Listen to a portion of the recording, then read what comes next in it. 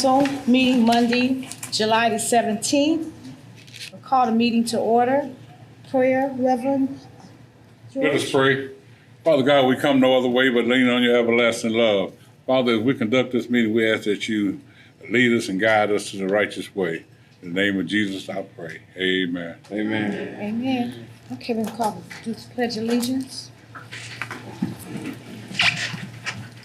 Pledge allegiance to the flag of the United States of America and to the republic for which it stands, one nation, under God, indivisible, with liberty and justice for all. Okay, roll call, Madam Clerk. Sure. Councilmember Williams, Here. Councilmember Washington is absent. Councilmember Watley, Present. Councilmember Chisholm, Here. Councilmember Shaw, Here. and for the record, Mayor Pro Tem Howard, Here. you have a quorum. All right, approval of agenda with the add-on of presentation of Senior Alliance. So moved, Madam Chair. It's been moved and support. What? It's been moved and support. Any discussion in that? Okay, all those in favor say aye. Aye. Those say, and that's not in favor say nay. Okay, ayes have it. Okay, we're gonna go right into the presentation with Senior Alliance. Is she here? Oh, Deborah.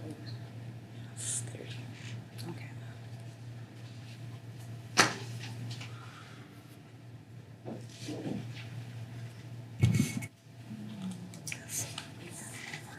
Okay.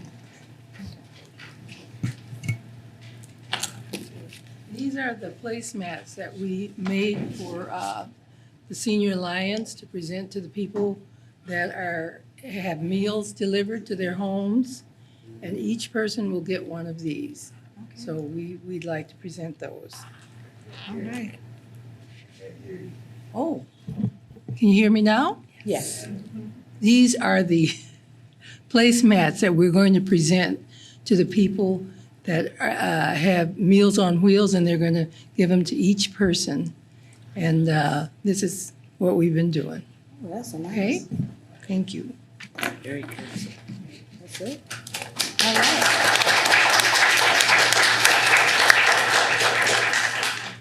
Okay, our next presentation is Joyce Parker, the Municipal Group.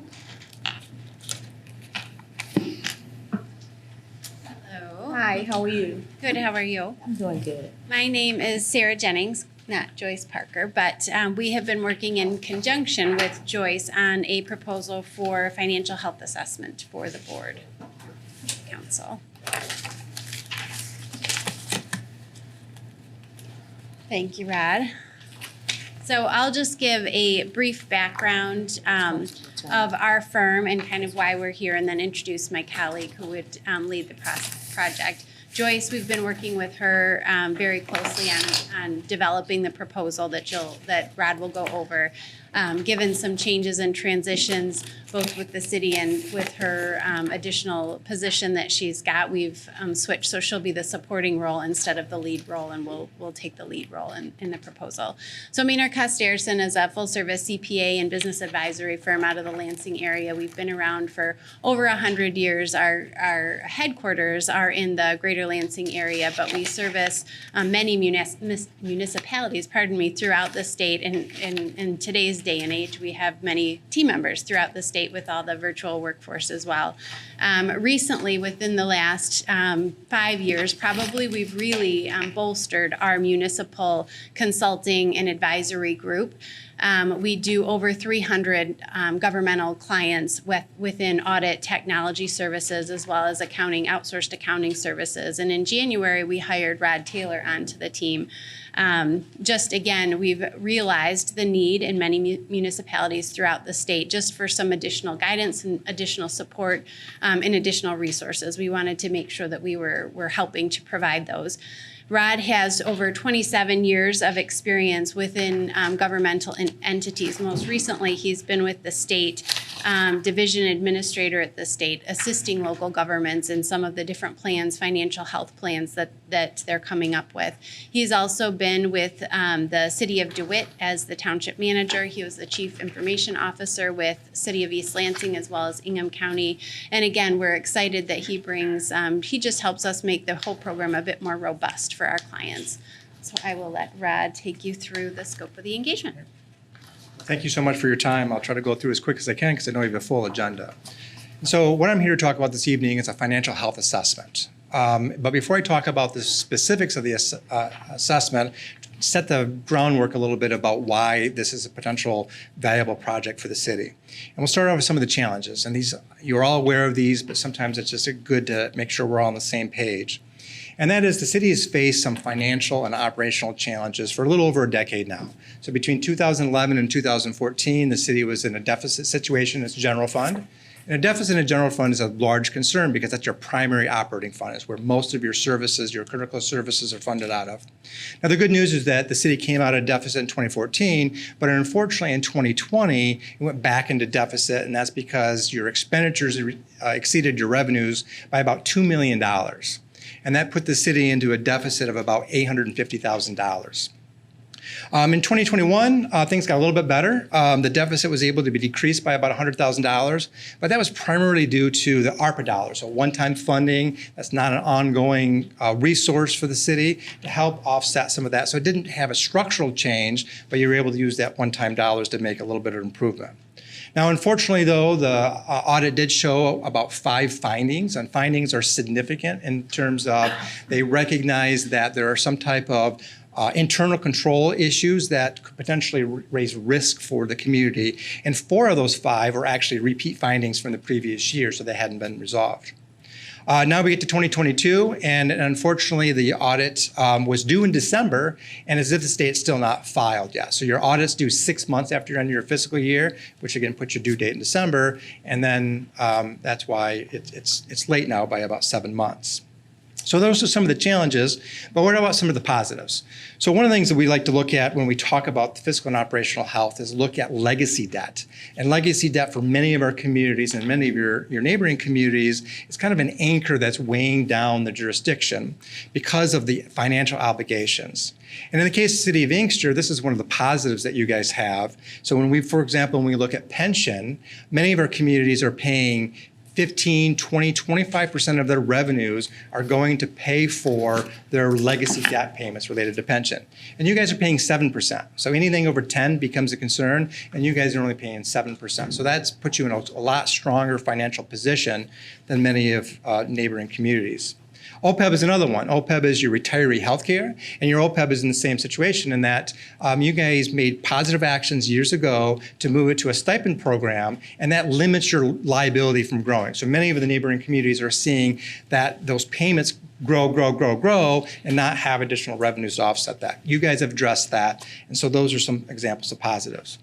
Enterprise funds, which is in your case your water sewer fund, is another, different than your general fund because it's a business type unit. It has to be self-supporting. And your water sewers fund has a strong financial position as well, which means that you have the resources to pay for that critical infrastructure, especially as the systems continue to age over time.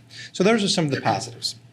But if we focus on the fiscal health assessment, because of the fiscal and operational challenges, that's risen you to a level of concern with the state of Michigan. And so the state of Michigan has met with Mr. Green and previously met with the mayor to talk about providing financial assistance to the city to help develop a long-term plan to address some of these challenges.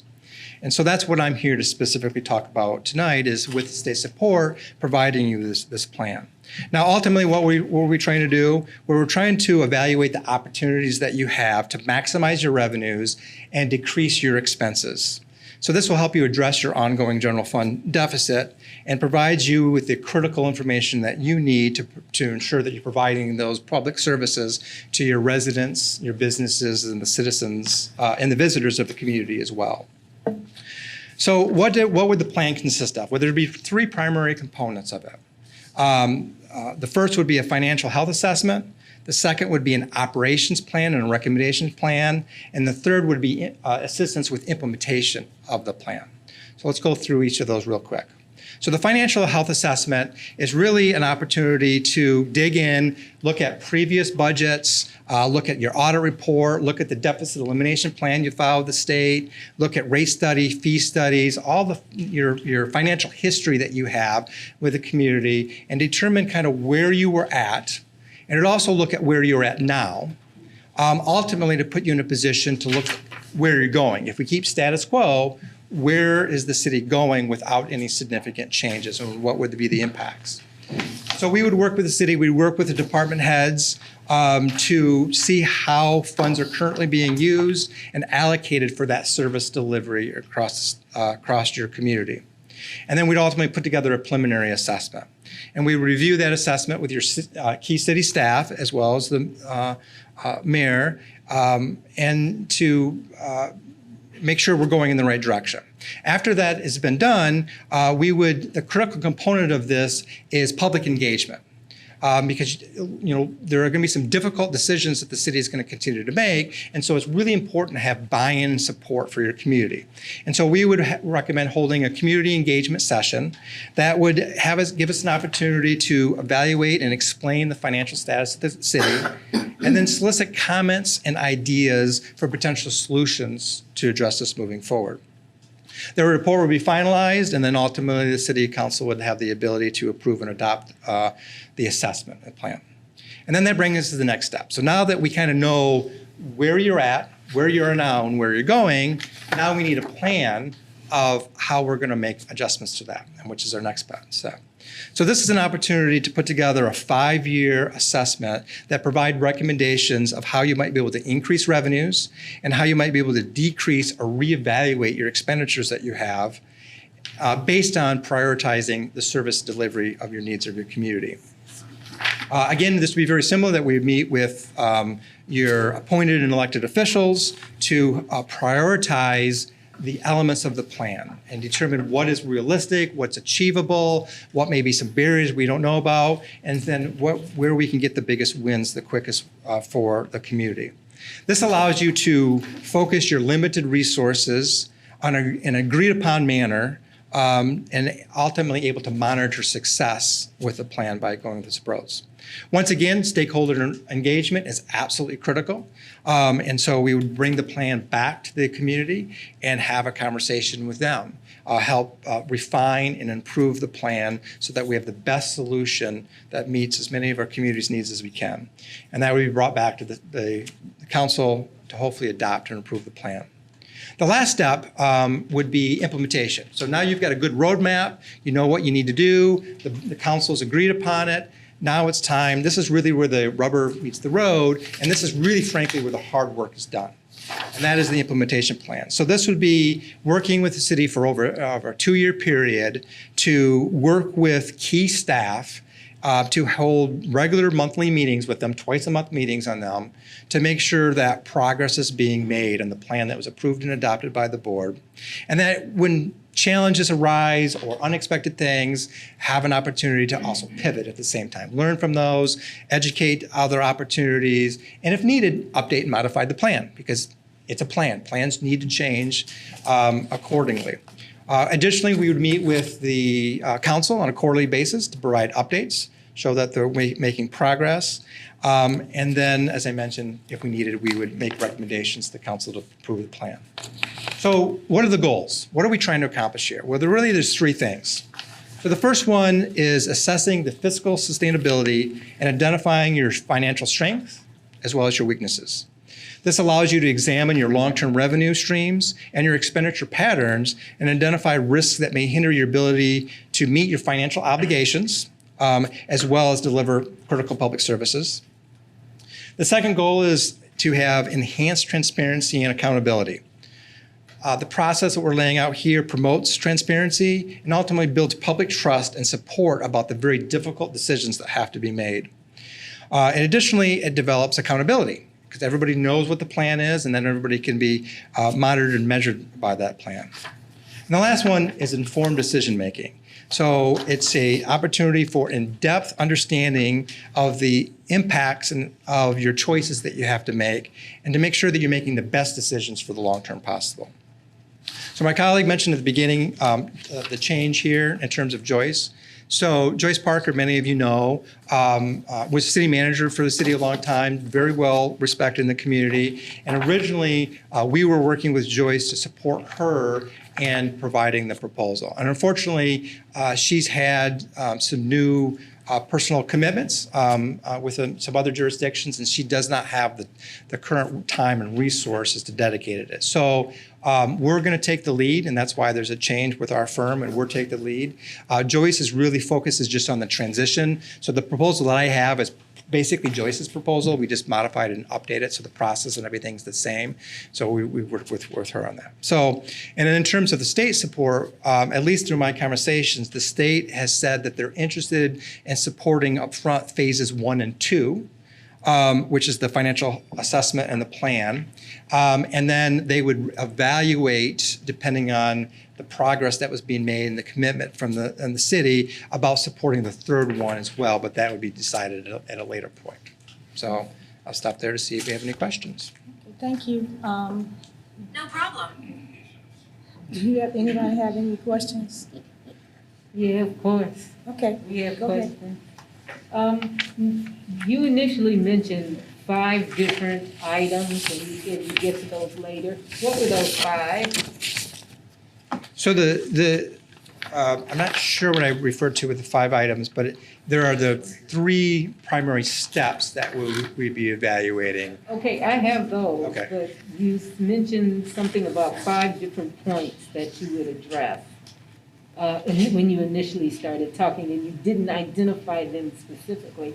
So I was wondering if that's something you can give us now, or are we gonna have to go back, or what? Well, I really think that's probably the project goals that I ended up, which are the 3 primary ones that we're trying to assist with, which is the, assessing your financial sustainability, the Transparency, I have yeah. those, so I thought it was something else. Yeah. Okay, the second thing, you mentioned a year. Initially, this was brought to us as 6 months, so has that changed? So the implementation would be over a 2-year period. So that's the 3rd step. But the first step, which is the assessment, and then the second step, which is with the plan, would not take a year. So we're probably, talking about a 6-month process to go through that because of the need for the public engagement sessions and the engagement necessary with staff. So it's probably a little less than a 6-month process. Okay, thank you. You're welcome. Thank you for your questions. does anyone else have any questions? Thank you. When will you guys start? So we could start really anytime. As my colleague mentioned, I'm new, so I have a little more flexibility in my schedule to undertake this as soon as we possibly could. I mean, obviously, the key for the city would be wanting to make sure that the state has agreed to offset the costs. And so their program, their technical assistance program, is a reimbursement basis. So you would pay, and then once you show proof of payment, then they reimburse you. So, And that was for 6 months, correct? yeah, it would be for that phases 1 and 2, that first 6 months. Yep. Okay.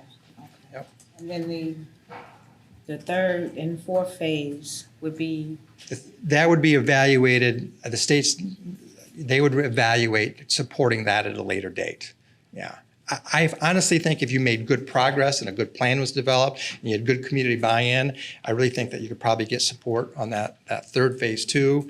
But, that's going to be a different fiscal year for them. And so there's different considerations that they'll have as well. And I can't speak to them. Do we know, I'm sorry, Go ahead. through the chair, do we know who's going to be lead from administration on this? Who's the contact person? Because I assume that the last thing it was Safe. Safe's no longer here.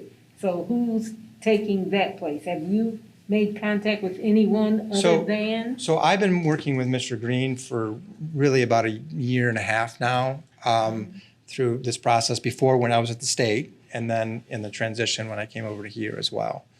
So, but that would be up to the council on We who. need to clarify who's, Yeah. through administration, who would be the lead person on this? Who do we direct our questions to? Because this transparency part is really important because it's not been a viable aspect of administration at this point. So that's why I'm inquiring. That's a great question, and frankly, it's a great point as well, because you have to have commitment to have success. And so you need to make sure that you have somebody in administration that understands that this is a priority for the council and understands that there must be active engagement and assistance with this to make it successful. And just clarifying for the general public, this is we pay out first because this was presented to us and it won't cost us nothing. Yeah. So what we are paying out first and then being reimbursed. That's correct. And a lot of times that reimbursement is dependent upon how you fill out the paperwork and send it back. Yeah. So that's why I'm asking who in the city is in charge of doing all of that? Because looking up one day and going, oops, Right. is not, something I want to see. Yep.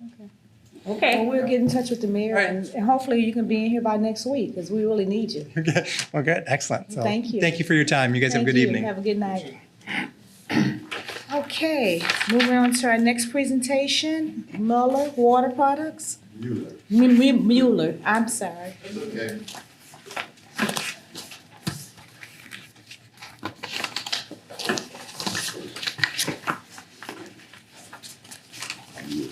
Mueller, okay. Good evening to Good Mayor evening. and Council, to the viewing audience, and to the audience here. Tonight, I'm having Mueller put on a presentation about a new water meter system and AMI reading device that we're interested in pursuing. So with no further delay, I will introduce Mueller, Ozzy. He's gonna do the presentation. Jim Rossi is his partner, and James, they all here. So I turn the floor over to Ozzy now. Okay, Thank you, Jerome. You're welcome. hi. Good evening, Council. How are you doing Good tonight? I want to thank Jerome and his staff for letting us come in here today. We're here to present the full system upgrade, and what that is talking about. And here today is myself, Ozzy Zambrano. I'm a territory manager for Mueller. Along with me is my coworker Rossi. He's Director of Technology Solutions Regional Director. So that's a long title there. So, and also here we have James Woolfolk. He is part of our distributor team. So one of the big, quick objectives that we're gonna go through real quick. Who is on the team? What is Mueller offering? Introduction to that. What does Waterworks Metrology brings to the table? Water meter installation.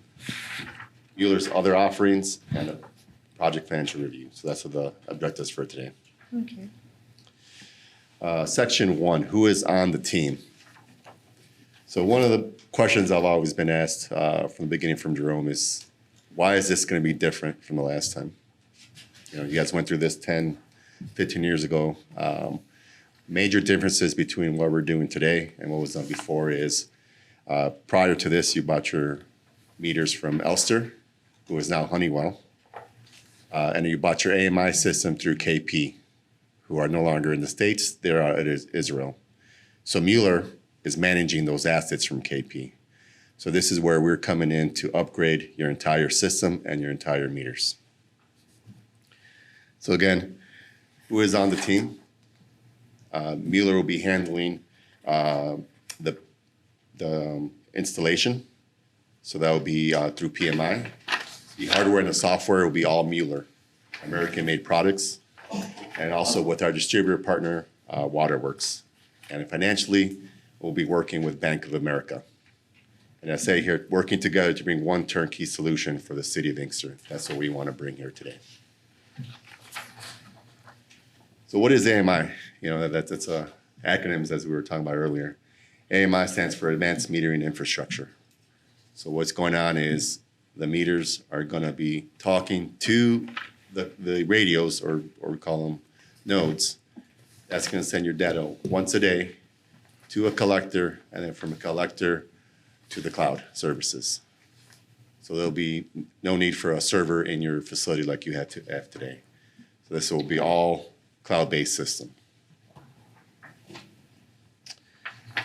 Section 2, Mueller offering introduction.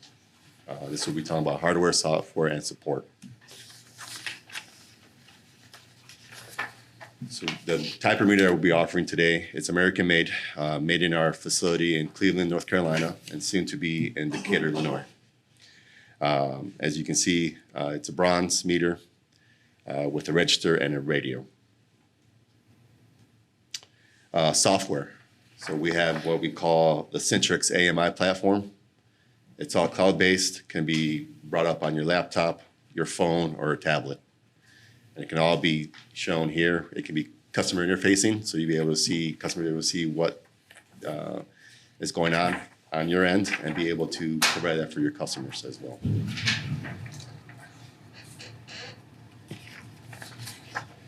Support. When it comes to support, Mueller has what we call a Network Operations Center, or NOC.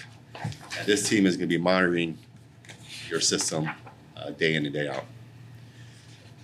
And they're based out of Atlanta, so be able to provide that information and support via a phone call or through the program itself. Section 3, as we talk about our distributor partner, Waterworks Metrology, and what they bring to the table. So Waterworks, we work with them in over 15 states across the United States. There's local support here in Michigan. They also have, what they will do is they'll have the water meter inventory with warehouses in North Carolina and Pennsylvania, and soon to be somewhere in the Midwest here, either Michigan or Ohio.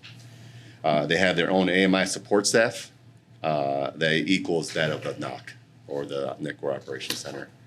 I consider Waterworks more than a distributor, but a partner that's going to help us as an extension of Mueller to bring the support to the city of Inkster. Section 4, water meter installation. So we'll be working with PMI, Professional Meter Incorporated. They've been around since 1999. Their PMI, they're specialized in the mass installation of AMI systems across the nation. The main things they do, the PMI approach of work, they communicate, they're accurate, and they're responsive. Here's a picture of their portal and how they do things. All of this is going to be on the computers.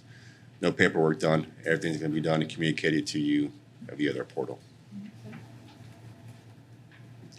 Again, some other pictures across that come with their portal there.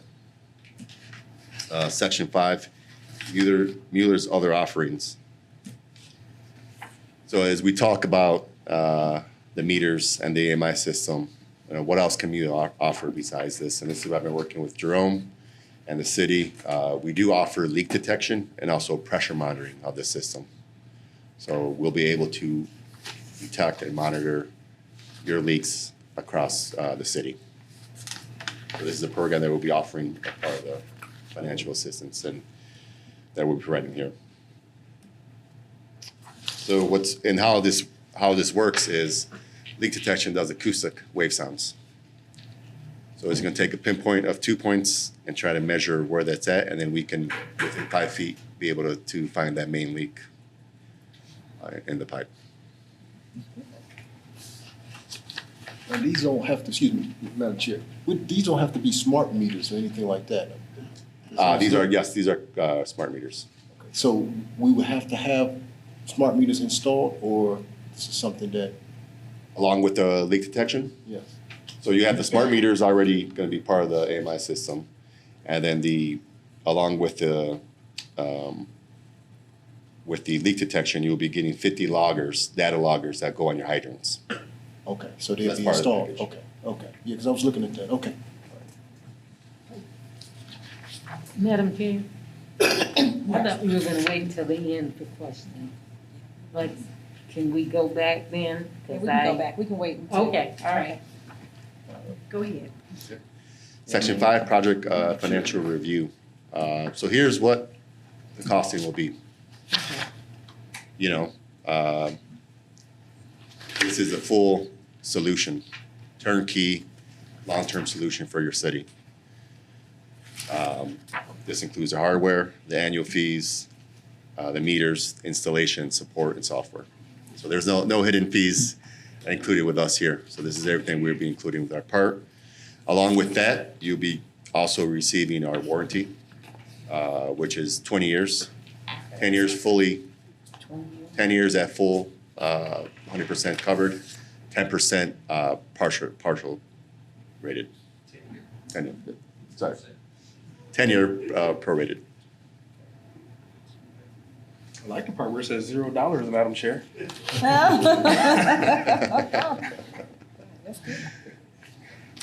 So one of the things, talking with Jerome is, how is this going to be paid for and supported by? And I want to make sure Jerome knows that we're going to continue. Oh.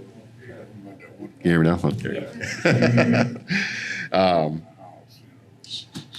We want to make sure how we're going to continue supporting you and talking with Jerome. We are working with Bank of America on a 10-year loan to be able to pay this off. So something we can also provide and give you that information. Okay. Keeping it brief, we'll go to questions. All right. Madam Chair, I was just thinking about that, the smart meter being installed. I know I was interrupted or didn't mean to interrupt you, but the question was, really plaguing my mind concerning those smart meters. So it was really plaguing my mind concerning those smart meters. Now, didn't want to interrupt you as you were speaking. But now, how would those things be replaced if something was to damage those smart meters? Because a lot of times what we have in the city of Inkster, and I wanted to ask this question in our regular meeting or during our council time, we have an upgrade of meters right now. So would that be any type of an additional cost with these fire meters, water hydrants? I'm trying to understand what you're saying. Well, with the smart meters, we have a little tab that's going to be installed on these meters, right? These meters are different. On the fire hydrants, excuse me, I'm sorry. The loggers on the fire hydrants. You're talking about the leak detection. That's different from the meters. No, I meant the fire hydrants. That's what I meant. You're talking about the leak detection. Yeah, so with that being said, now, is that going to be something that's going to, because we got a hydrant system going on right now. So we're installing new fire hydrants right now. So is that something that can be onto the fire hydrants, or do we need something different? Yeah, absolutely. So Mueller, about 65% of all of our business is fire hydrants. It's what we do. It's what we're known for. It's what helps pay my salary. So we can work with anybody's fire hydrants, but with Mueller also as well, we replace the cap. It's just the nozzle. We don't come in and replace the whole hydrant. Down the road, if you wanted new hydrants as you add onto your system, you can buy a smart hydrant that comes all with that, but we can retrofit any of your hydrants that you currently have. And our proposal really is to give you 50 of those at no charge to try, right? It's a no risk 6-month pilot. We're going to replace all your meters at the house so you guys can have accurate water bills. But going forward, if it's something that's beneficial for you, we find some leaks, we fix some of your non-revenue water, then it's a bonus and you guys can add on to that system. It's the same software. You don't have to add any new software. It's just really buying the additional loggers if you guys see a need. Now, with that being said, now, with the hydrants now, do you have you only said 50. Now, that's not going to cover the whole, is that going to cover the whole city? That is correct. It does not cover your whole city. Jerome, how many hydrants do you guys?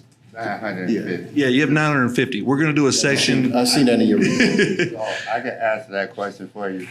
We're going to get with our engineers and map it out. We're going to get with our engineers and map out where those 50 are going, so they won't be all in one area. We have 4 sections of the city, they will be out through the 4 sections. This is going to be 50. We're going to look at we're going to work, like I said, the engineer, but to see your problem areas where you guys probably have leaks that you're not able to determine. Okay. And the great thing about this, before you leave your office, we're going to know within a dig hole of where that leak is. So that's what the main thing, we're going to show you the leak, we're going to send you the file of the noise, and then you're going to actually be able to go out there with confidence and dig to find that leak. Because when we went with the last meters before, this was one of the things that kind of sold a lot of people was that digital, being able to really find those leaks. Yeah, so, and to be clear, and there's just some confusion. So the 50 loggers that he showed on the hydrant, that's actually showing leaks on your distribution mains, large leaks. Through the meters and the data, we will be able to show you the next day and send alerts to customers if they have a leak at their house. So that will be different. Yeah, I know I'm talking two different things there. But that's one of the things that which was sold when you talked about the WAN meters and, have you. So we didn't get a chance to even have nothing with the hydrants with that kind of. Yeah, correct. And we'll be sending you every day 24 hourly reads, so you can see if that meter never zeroed at a customer. Now, obviously, if it's a laundromat or a dialysis center, might have large water. Those you would not be concerned about. But if you have a residential house that's not zeroing out for 24 hours in a row, you have issues, and you need to contact that customer, and that helps your receivables because they're not getting a high bill, right? You're able to contact them and talk to them first. So the system that they're proposing to us is a system that we'll be able to know a leak before a resident will. But it'll be monitored on their end, and it'll be monitored here at the city hall too. So we'll be able to send out letters. Now we're looking at drafting letters if you allow me to move forward tonight. We're gonna be drafting letters like we can send to the residents, say, hey, you got unusual high use on your meter this month, and we need to get in and take a look at it before they bring it to us. We'll be able to bring it to them. And we did go to Dayton, Ohio, 2 weeks ago, Karen, and we saw the system in action. Okay. Me, Carrie, Ms. Trippin, and Maya, we went on behalf of the city to actually see the system work. That's all, Mr. Madam Chair. Councilwoman. Yeah, I'm done. I'm sorry. Councilwoman Walker. Okay, can we go back to hardware? Yes, ma'am. Thank you. Absolutely. Okay, it says, register options include a mechanical encoder MEA. What that? Oh, it is a fancy marketing term. Are you ready for this? Yes. It is the Mueller encoded 8-digit register, and that's all that is. And 8 digits just means we can go down to a tenth of a gallon. And so if you're doing leak detection, if a customer calls you and says, hey, I think I have a leak, you can actually, from your office, or anywhere with a browser-enabled device, take an on-demand read, say, what's the reading now? Do it again in a minute and tell that customer if they have a leak without ever rolling. What kind of device was that? That is the Mueller encoded. No, you said you could read wherever you are with some kind of browser device. Yeah, so all of this is going to be on the cloud, so we'll be able to have two-way communications with every meter in your system at any time. And we actually have meters that you can turn on or off from the office, but you can actually take an on-demand read. If somebody's moving out and you don't want to have to roll a truck, you can save truck rolls by that too. So you'll be able to have vision into that account at any time that you want if a customer has an issue. Okay, next, registers are potted to prevent moisture intrusion. Yep. What So does that mean? So at the factory, these units have a radio chip and a battery in it, right? And a lot of utilities have pits that are out and have a lot of water, moisture, very nasty environments in the South. You guys don't have that. Your basement sets, but all these units are completely sealed from the factory. I mean, you can't change the battery out. It's just to prevent moisture intrusion in some of our harsher environments. So that means it's sealed. Yes, Okay. yes, ma'am. And it's a product that we put on. It's potting is what that comes from. Yeah, well, Yep. I don't do the water, so I just. I didn't know 7 years ago. I didn't know what that was either, ma'am. Yeah. Okay, meets or exceeds AWWA C700. Yep, and that is American Water Works Association. It's the standard for the country, and it is their specification that we have to meet to sell a water meter to any utility. So the C700 isn't a specific water meter? No, ma'am. That is a provision within a rule, basically, that they have, a standard. Then it says compliant with the latest NSF, EPA, and ANSI standards, which are? Ozzy, you got that one? Obviously, we know what EPA is, environmental protection, but NSF is, I have to look that up, honestly. And it's, once again, just standards that to manufacture products, we have to meet those. whenever you get it. Yeah, I'd just like to absolutely. see Yes. it. Get that action. Yep. Yep, we can send We'll that. take that in. Okay, I have just a couple more questions. No problem. We're going into section 4, professional meter incorporated. Or PMI stands for, Professional Meters Incorporated, correct? Yes. Okay, so it says you've installed nearly 2 million meters. Exactly where have you installed them, and have we talked to those cities, Jerome, to find out? We went to Dayton. Well, yeah, I heard about Dayton, but I'm saying any of the others, you know? We went to see the system for the actual system and its work. Okay. But they have one in Lansing. We didn't talk to them. We wanted to see the system ourselves and how it works. Okay. Yeah, we sent over a list of references for us and PMI. So yeah, no problem, you call any of their customers for sure. We're continuing now with section 5, leak detection. Okay, this is one of my favorites, because we were promised leak protection before with the last meeting. And it came to find out that they do have leak protection, but we didn't have anybody to monitor it and say, it's leaking. Right. So what makes this one different? Is it automated to the point where it just says, you know, beep, beep, beep, there's a leak at 27, whatever, or? So there's two different ways. So if a customer has a leak, let's say hot water heater goes out and their meter doesn't zero out for 24 hours. It'll actually send an alert. Jerome's staff when they log into the system, it'll show alerts in the software. And it'll tell them how much water has gone through that meter in the last 24 hours. Since that leak started, it'll actually show, and you can send that to the customer, you can email it to them. So they'll have that alert, and they can acknowledge that right then, or they can go, investigate it and then acknowledge it. Now, on the distribution mains, it would be still Jerome's team. Somebody else would probably handle that, but they would get a file, and it's called a PCN, right? We love acronyms, a persistent correlated noise. And it would actually send a sound file, because when a leak, it makes acoustic noise.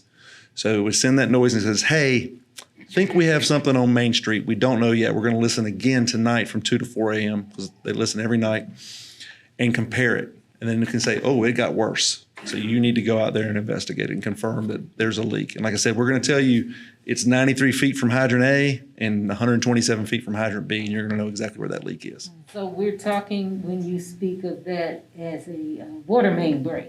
Yes, ma'am. You don't have to wait for the neighbors to call and say there's water all over the road. Absolutely, that's correct. Okay. And you're going to have a baseline. So the day we put it in, there may not be a leak, right? And we're going to see that. And as something happens and it gets worse, we're going to let you know. And so you can actually plan your repairs instead of waiting for it to be an emergency. Okay, explain if it hasn't zeroed out in 24 hours. So that's on the residential side, right? So your meter is going to zero out at some point, unless you're doing a lot of laundry. I've got 2 kids, I understand. but if there's no water running through your meter, it's going to zero out. And you're going to have, let's say you're reading at 8 a.m. is 835 gallons. If there's no usage at 9 a.m., it's going to say 835 gallons again, right? Where if you have a 10 gallon an hour leak, every hour you're going to see a consistent 10 gallons. It's never going to zero out. You're never going to have no usage. It's going to be consistent.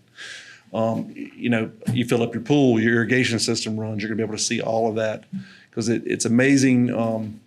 All of your consumers want accurate bills. They want to pay what they owe, but they don't want to pay any more, right?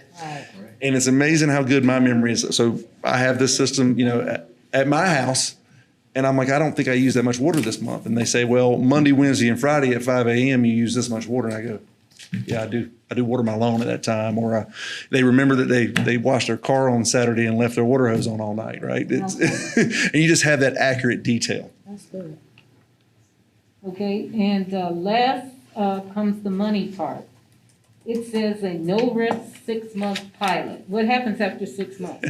So the equipment we're given, you don't have to do anything with the equipment. We're not going to come in and rip it out and not do anything. The annual fee for monitoring that file, and we have that in Jerome's proposal. You guys can choose to move forward and pay that monitoring fee, or you guys can turn it off. That's up to you. So what he's saying, if it's a benefit to the city to keep using that leak detection and pressure monitoring system, after the 6-month period, we gather data to see if we can bring it back to you guys and say, hey, we think this is a viable asset to the city, here's how much additional cost it will be. And I hate to wish bad luck on you, but what usually happens is we do find a leak and it pays for itself. And so I hope we find a leak, but I hate to wish bad things on you. I hope we save you some money. I mean, Right. honestly, I hope That's what we we find a need. leak that's not surfacing. Right. Okay, and when we talked about the leaking, it said Bluetooth connectivity, bonnet to shoe boot, blah, blah, blah. It says he mentioned we can offer something. It's not included. We can offer this protection. It's not included in this packet. So the smart hydrants are not included. We're going to retrofit your current hydrants, right? We're just going to change out the pumper nozzle and put an acoustic leaker in the nozzle of the cap. And we will make sure that we work with your team to find the exact right one. We're not going to interfere with anything you're doing. Still going to operate just like always. But down the road, if you guys wanted to go with the smart hydrant as you're buying new hydrants, then you absolutely could buy this that has pressure monitoring, leak detection, all in the hydrant. Okay, thank you. Absolutely. Yes, thank you, Madam Chair. Real quick, Councilwoman Wiley had asked, what does NSF stand for? It stands for National Sanitation Foundation. There you go. No problem. I heard you say customer interface. Is there an app or is this web-based? So it is web-based, and the reason they do it is they don't have to go in there and update the app all the time, right? They're going to update the web page, so when they go in there, but it is optimized for a mobile device. Got you. And then would it be sending the alert about the leak in homes that the city would get? Would this send an alert to the customer as well via email, or would they have to log into the web-based? If they sign up for that and put their information in, they can set budgets. If they want to know if their water bill hits $50 in a month, they can get that. If they want to, hey, I want to know if I have a high usage, they can do all of that through the app or through the website. And then with this web-based interface, web-based interface, I know like right now you could go to the cityofinkster.com and pay for your water bills or taxes through that way. Is there a option to pay for the billing through the interface, or is that still through the cityofinkster.com? It's still gonna be through. Yeah. It's through we'll work with your billing Yeah, company. they We're going to provide the data. That's all we're going to do. Yeah, they gotta work with BSNA to get it right. Got you. And what about for our residents who don't necessarily have access or don't utilize the digital portion? Are they able to get a readout from the city printed, or a friend or family member if they're challenging usage? Absolutely. You can do it in you send a PDF, an Excel, or just print it out. Cool. And then when you talked about the battery and stuff being sealed, what's the lifetime of that battery? So it's a full 20-year warranty. And when Ozzy talked about earlier, it's 10-year full. At year 9, that battery goes out. We send you a brand new unit. You send it back to us. Waterworks pick it up. We'll send you a brand new unit. It gets kind of cost prohibitive for you guys to do that at about year 16. Year 16 is going to be cheaper to buy a new unit than it is based on the warranty, right? It's just because it's 10-year prorated. So if it lasts 12 years, you're going to get that off of a new unit. You're not going to get one at no charge, but you're going to get it prorated. And what we've seen about year 16 is when it kind of makes sense to just buy a new unit. And because we know with batteries too, sometimes they're faulty, and that's not the fault of you all per se, but that could be something from the battery, what supplies, whatever the case may be. If it were to decrease in its lifespan or start reading low, does it send an alert saying, hey, I'm running low, I need to, okay. Not only does it send an alert, at any time you can go look at the voltage of that battery. Got you. So you can get that data as well. And I know you said it's completely sealed, but when we've had floods and stuff like that in the past, and say it's submerged underwater, The only thing that hurts water is RF transmission. Okay. So like when we're in pits in the south, it'll store all the data. It might not get out that night as far as sending the signal, but the next day it'll backload that data. So it doesn't hurt the unit at all. I mean, trust me, we've got these that are Southport, North Carolina, by where I live, we've got 1 meter that's underwater every day. Got you. And my last question is I guess, because we tend to do stuff in phases, what's our, I guess, most affected area or phase one that we would be addressing first with the installation of these meters? Yeah, I haven't got there yet. Okay. Because I'm gonna do the whole city. Once if you guys approve this tonight, that's what we'll start looking at. And I asked that. First thing I had to do was get them here. Okay. And I asked that too, because I know we had a conversation in the near past about estimates and actuals. So I was just wondering, would it be more cost effective to hit the estimates first or the actuals? We're gonna start. this is approved to move forward, we're gonna start with the people that don't have no meters right now. Okay. The people that are getting estimated. We will start with them first, their priority. Then we'll trickle down, you know, but Yeah. we have people out here now that don't have meters, period. They run in a straight pipe. So typically- those have to be addressed right away. Okay. Yeah, it'll take roughly about 9 months for us to install the whole city from beginning to end. Gotcha. All right. That's delivery. My plan is, if you guys allow me to move forward tonight with your vote, is to probably around the end of October, November, start to install a meter. Because we have to get the financial plan together, and Attorney Jones has to approve the contract. We have to get a contract drawn up that he has to approve, and bring it back to you guys to approve, so we can start the work. So Okay. tonight, I'm just asking you guys, can I move forward to that phase of the project? All right, thank you. And this would be great if it tells me I got an additional leak in my house, because my water bill is, you're not gonna let me resort to rainwater, so. Thank you, that's all I have. Do you have any questions? He can monitor your everyday move. Madam Chair, Council member, do you have no questions? Okay, I have, Madam Chair, before you, oh, go ahead. go ahead. Oh, okay. I just want to ask a question because you're saying how accurate this is. And, you know, I've had people who've gotten $100,000 water bills.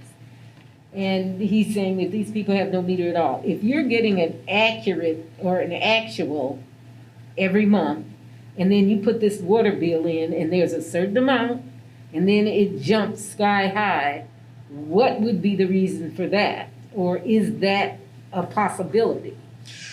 The only thing that can happen is if the multiplier in the billing software is incorrect. If basically we're sending, like, the data we're going to send is what water went through that water meter. The only way that could be wrong is if we messed up on installation or somebody putting that into the billing system where we said you used 100 gallons and the billing system says you used 10,000. And we will have checks and balances to make sure that's all work. We'll work with Jerome's team to make sure that's the first thing we do. Upon an order, we would come in and make sure we work with your billing vendor to make sure that we have all those multipliers set. Because every utility is different, right? Some bill in 100 gallons, some bill in cubic feet. So we want to make sure that's right and correct. But other than that, we're going to be able to show you every hour what water went through that meter. Okay, thank you.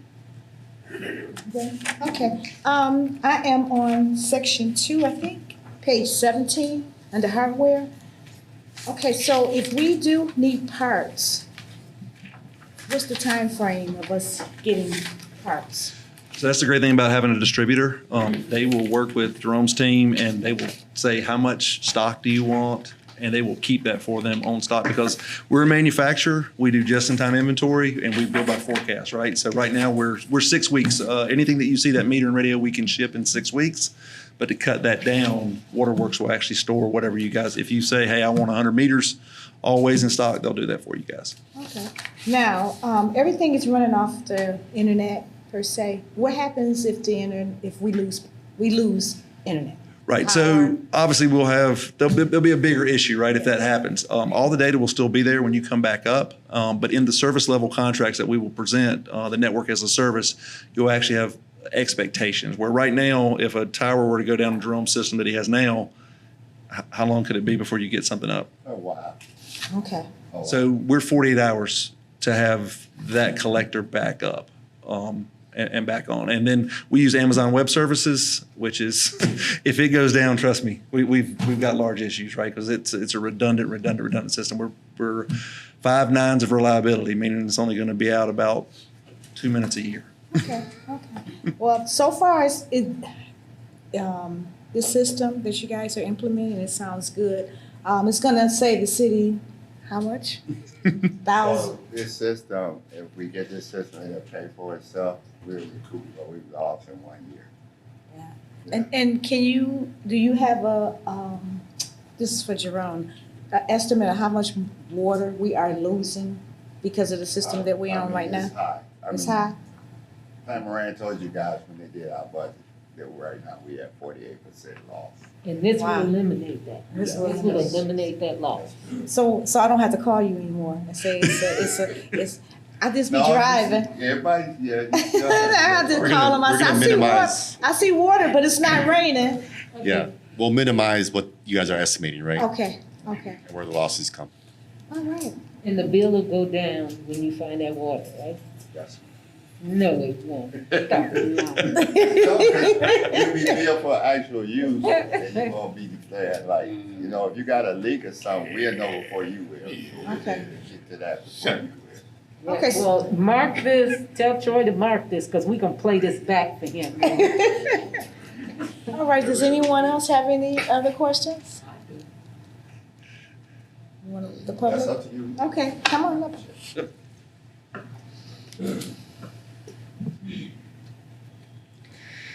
Hello, everybody. Hi. My question is, have y'all thought about what the residents, the taxpayers, going to have to pay? How much, or is it going to be more, or what's going to happen with that? Is our taxes going to go up because of this new system? This is Do built anybody into the think about water that? Huh? This is built into the water rates, not your taxes. So the water, but water is on our taxes, right? No. You It's get the a water sewage- bill I every mean, month. okay, the water bill, I'm sorry, correct me, I'm sorry. So is it gonna affect that price? The water rates, yeah, it Yes. would be built into the water rates. Okay, so I'm just Yeah, saying, before finance. y'all think about it, which it sounds like a good idea, but think about us, who gotta pay the water bill, and how much You it's think gonna about go all up of for us. us, Yeah. the whole city. All of us. Whoever pay the water bill, Right. yes, that's Yeah. all I'm saying. Yes, Think but about wait- that. But would you It rather- sounds like it's good. But let me ask you this question. When you rather have a meter that's giving you an accurate read what's actually going through your house of what you're using versus you coming in and say, hey, I used 10 units today and I got a 100-unit bill tomorrow, but we can pinpoint that now and say, hey, this is what happened and we can get ahead of that. So in the reverse of that, it's going to save us money. Okay, Yeah. I agree. I think it's a good idea, but I'm just saying on our part, I come in here every other month. 1 month, I say one person stay in my house. 1 month is $40, the next month is $60, next month is 60, next month is 40. I agree with that, but I'm just saying, is it gonna be a big impact on the water bill? But for us who pay water? I can't answer that question. That's what I'm saying. I'm just asking y'all to think about it. No, let me finish. Until the financial package is put together and presented to us. Okay. Yeah, but whatever we do is gonna cost, I'll say like this, I can't stay with what I have now. Because I can't get meters. Meters are made in Ukraine. Ukraine's in war with Russia. I don't get meters. So we lose them. I don't have any meters. So if you say keep doing what I'm doing, then we gonna be hit. We gonna take a tremendous loss because we're losing now. But I As ain't a- tell you to keep doing No, what hold we're on, doing. what I'm saying, as a city, we're losing. As a city, everybody's sitting in this room to pay a water bill. We're losing because there are people out here getting water For free. at 3 units, which is a minimum bill. That's 3 units of water. That's a minimum bill. So I believe everybody should be paying their equal part of what they use in distribution. So only way I can do that, I have to go to a new system because I can't wait for Russia and Ukraine to stop fighting because we're not getting meters at all right now. We haven't had meters in a year and a half. So I got to do something. And that's fine, and I'm agree with any changes. Changes is good, but I'm just saying some people can't pay their water bills now, so the impact on their water bill. But we have That's water. all I'm saying. We Before have y'all, we have, the state has assisted programs for water bill. Detroit has assisted programs for water bill called RAP, which we are part of. So we here to work with you, but at the same time, I gotta be fair to everybody. I can't let. that's what I'm saying. I can't let resident over here running a straight pipe get a minimum bill and me over here paying my actual use. That's not fair to the whole community. And I understand all that, but that's not my question. My question is, But anything. how much or will it affect everybody? That's what I'm Yes. saying. Can I answer this for her? Okay. Our water bills are going up through our budget. A lot of people didn't come in for our budget hearing, but our water bills will be going up. So, like I said, it's something that the city needs to do. So if y'all approve The them, budget was the approved. water bill so- is still Correct. gonna go up no matter what, Correct. right? We have to approve it Okay. every year, but the water bill's anticipation is going up. I guess what I'm saying is maybe y'all not understanding that the amount. We can't give you the precise amount. No, I didn't right? ask for that. I'm Okay. just saying, think about how people can and cannot pay their water bill. I can pay my water bill, but Right. this person probably can't pay. And that's with everything, that's with groceries and everything, but we have to move forward on this. You know, inflation has gone up. We are losing money. So we're trying to minimize our usage. And we try, because we are wholesale to Detroit, to, what is that now? The Great Lakes Water Authority. So our charge go up. So we have to incur, but every year is in the budget for what, the next 3-4 years? Our water bill is gonna go up, but we can't tell you the exactly dollar amount. And I'm not asking for dollar. I'm just saying, y'all, I guess y'all ain't understand what, just take in consideration. Oh, we have That's all I'm saying. taken into I consideration, understand where but we it's get our nothing that water we, from. it's I nothing, it's understand all nothing we can that. do about this. I The system understand is all that. gonna All go I'm up. saying is take in consideration the people who paying the water Right, bill right. and how much more it'll be. That's know- all. Other than that, I agree with you. I will vote for it, but I'm just saying, Okay. take in And for the record, what consideration. is your name, ma'am? I'm sorry. If I tell you, We're not going to attack you. everybody should know me. You know what I'm saying? Julia For the Lowe. record, I just need you. Julia Lowe. Okay, okay. And that's all I'm saying. Thank you know so what I'm much. saying? Chair, maybe we should just let them know, we always take, that's We our do. That's function. our job. That's Is our job. their money. That's what we take into consideration. And considering that we are losing money by having that water going, you just heard him say, and remember I told him to mark it, that our bills should go down, or we should be paying less.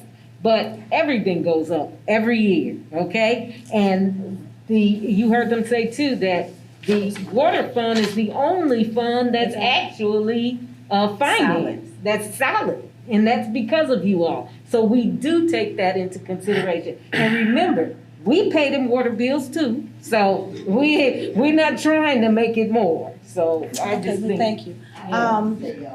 We just, I'm gonna let you, and then we're gonna move on. Come to the podium.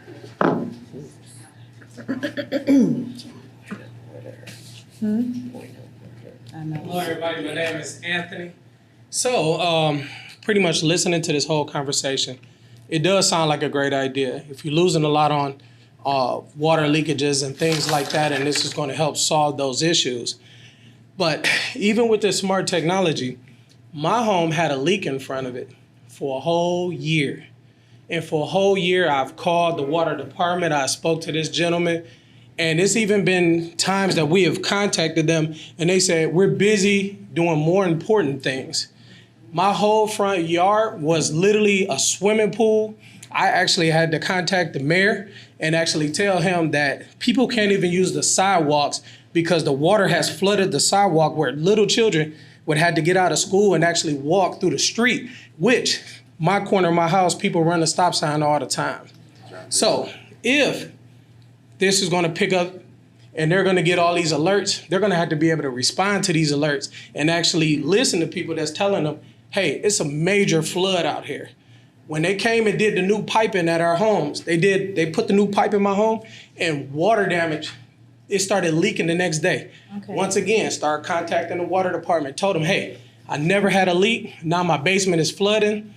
Because of the situation wasn't addressed in a timely manner, it did over $7,000 in damages Okay, so inside my that- basement.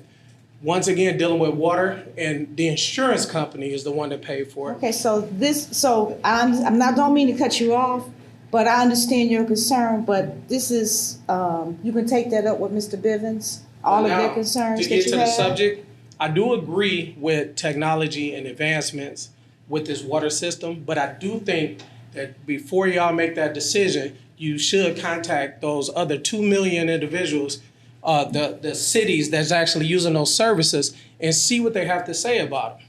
Okay. Just that, by doing that, you could go to sleep at night knowing that you made a good decision. I would contact them and say, hey, how's your experience 1 year later? 2 years later, is it worth it or it's not worth it? That's All right. it. All right, thank you. All right then. So where we at now? Okay, so now we're gonna go with, I had one little question I'd like to Okay. ask him. Okay. Because on that, I know a lot of times, people have these big water buses in their house and stuff like that, water run up and down the street 2 and 3 days and 4 days, various stuff like that. Okay, so now, my question would be here, I think, if you can correct me, when the water running like that, it doesn't run through our meters, okay? So who pays for all that water? The whole city. Huh? The whole The whole city. city, okay, I got you right where I want you.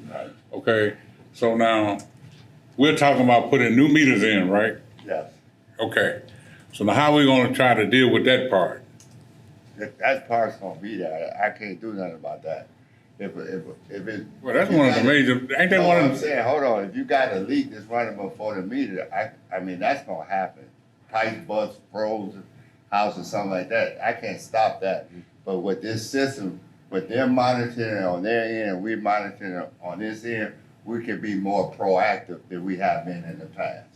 If that's the question you're asking, we could be more proactive. Yes. So with them coming in, you're saying being proactive, because we've had water run 3 and 4 days, 5 days. Yeah, because now we'll see that in the system, and they'll see it in the system. So if we don't catch it, they'll catch it and alert us. And we'll be able to see that. It's more than one set of eyes on the system now. Yeah. Okay. And we'll be able to catch that I'm gonna hold you large to leak. that. No problem, I got no problem with that. I'm gonna hold you to that. I'm not gonna say nothing I can't back up. I don't want, when we're talking about water bill going up and stuff, I don't want to see water running in this city 3 and 4 days before we do something about I it. remember when Plant Moran was here, and they Yeah. told you guys, you were listening, they said, if you allow me to change out this meter system, next year we come around and do the water rates, we might can lower what the 16.8% increase we did this year. She said we might can lower that to less than maybe 10% or 11%, which is a huge savings to the resident. Well, I basically, I know a lot of people pay a lot of water bills because of simple fact, water leaking and stuff like that. And but one of the things that I know, maybe people can pay the water bill, you see what I'm saying, from their house, from in their house. But what about when it's running all over?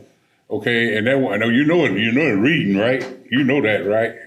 I'm confused on what you're saying. The water that's running, okay, outside the meters, not running in the meters. Come on the distribution things. So that's what he said, they're gonna put 50 units on our fire hydrants for the distribution main.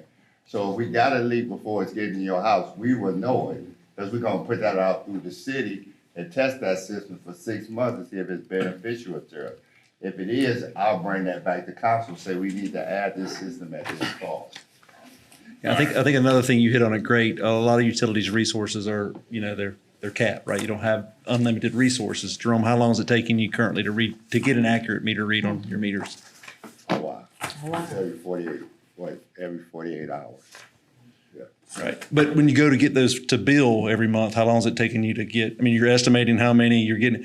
Well, we're estimating right now over half of our distribution. So think about when they go to bill, those reads all being there, they'll be able to click a button and actually send the bills without having to take 7 or 8 people, generating this work, so they can be more proactive. Every utility we have, and like I said, whoever said it, it's great. We can give you all the references. Newport News has just put 140,000 of these meters in.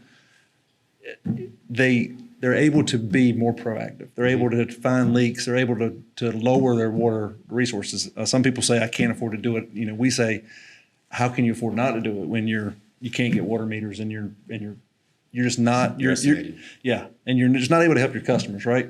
You don't have vision in that account. You can't tell them what their water bill, where the water went, right? Because you don't know. Right. Okay. Yep. Including that too, the number of industries or residents that have no meters at all, right? That's going to be the first stop we do, right? To put meters where there's none at all. And that includes the marijuana facility. Right, they don't have meters. Well, you remembered that this time. Madam Chair. wait 1 second. Just, if he's done. Are you finished? Yeah.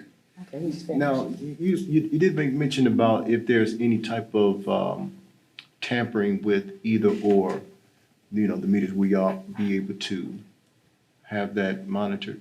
Yeah, it'll send an alert instantly if there's tamper with the meter. If somebody were to remove the register, if they turn the meter around backwards, it'll show how much reverse flow went through that meter, and it'll send you all those alerts. Those are instant. Any tamper alerts instant. We're not waiting until the next day to send that out. We're going to send it as soon as it happens. Even on the hydrants as well, right? There's no tamper on the hydrants, but we wouldn't get the leak noise. We would know that it was removed. It's not going to send an instant alert, but we wouldn't get any noise from it the next morning. And like I said, we're sampling that every night. That's all I meant. I'm sorry.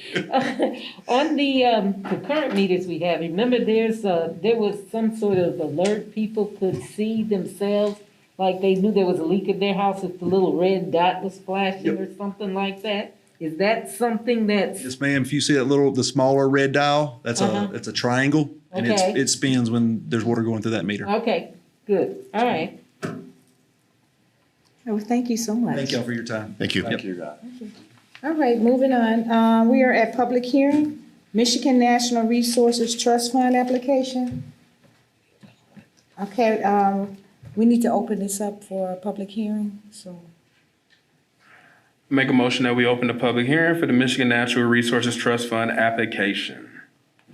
Okay, do I get a second? Support? Okay, it's been moved and supported. All in favor, say aye. Aye. Any nays? Okay, ayes have it. We are now in public hearing. Are they here? Can you speak on that? This is something that was brought up by SAFE a while ago? Yes. Can you Oh, talk they're not about here? that? Maria here. They're not here. Can you speak on it, Derek? Madam Chairman, I move the table. Wait, hold up.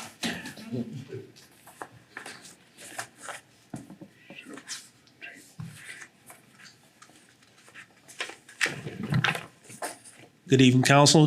My name is Derek Dowdell. I'm the Economic Development Director, Planner. It's my understanding that when you went through the process originally, you did not have the public hearing. And because the public hearing, this is grant money, it had to have a public hearing. And so that's why we had to put it back on the agenda. Well, we still need somebody to refresh the public's opinion. Right, we don't have anybody here to, Madam Chair, Go ahead. my colleague had asked about tabling it, I guess, until we can actually refresh everybody again. yeah, I would that's what this like- body wants to do because There's a timing issue, Madam Chair. it's a time issue. It's a timing issue. Can we get somebody on the phone there from that department to speak to it then, since it's a timing issue? Excuse me, Mr. Green, do you have any knowledge of this?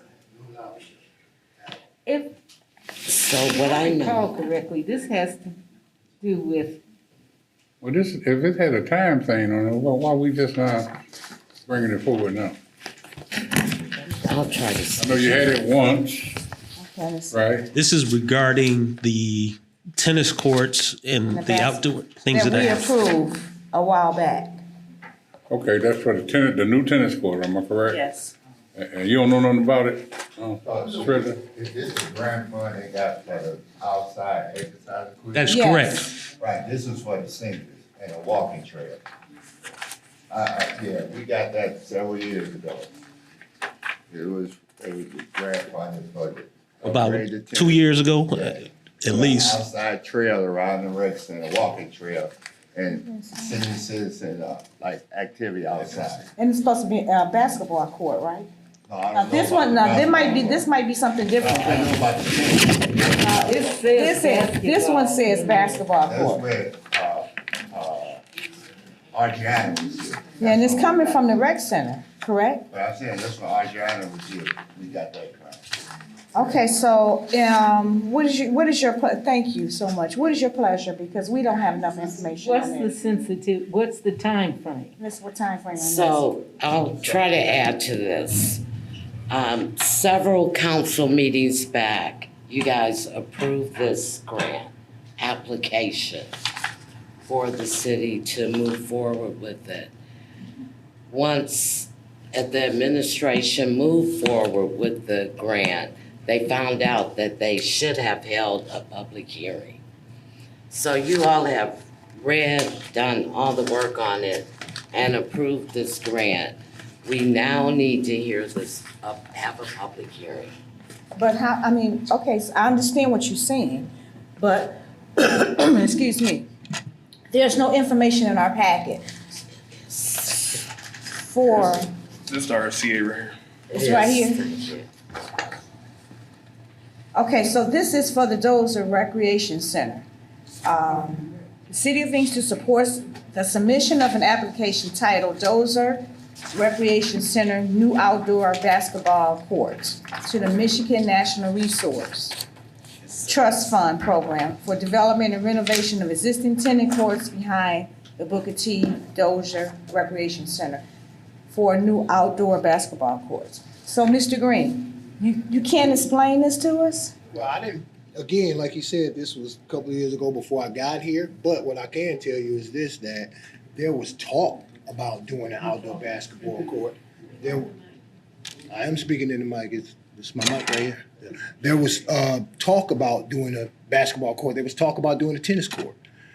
So there was a lot of discussion about these projects since I've been here.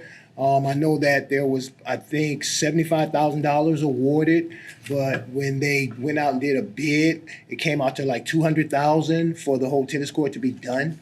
So therefore, because we were not ready to spend another $125,000 on that, I guess they stopped the process and it has to go back out to bid because it's been before COVID. So now someone else has to go out there and give another bid, but I think the max on that is about $75,000. Okay, with a matching fund from us of $54,000, is that correct? Well, matching fund of however much it costs us to get the project complete. It's $162,000 that they're giving to us, but we gotta pay the 54 to bring it up to the 214. And that was what was That's approved. what the package said. Right, that's what was approved some months ago, some council meetings So what ago. do we need? We need a hearing on it?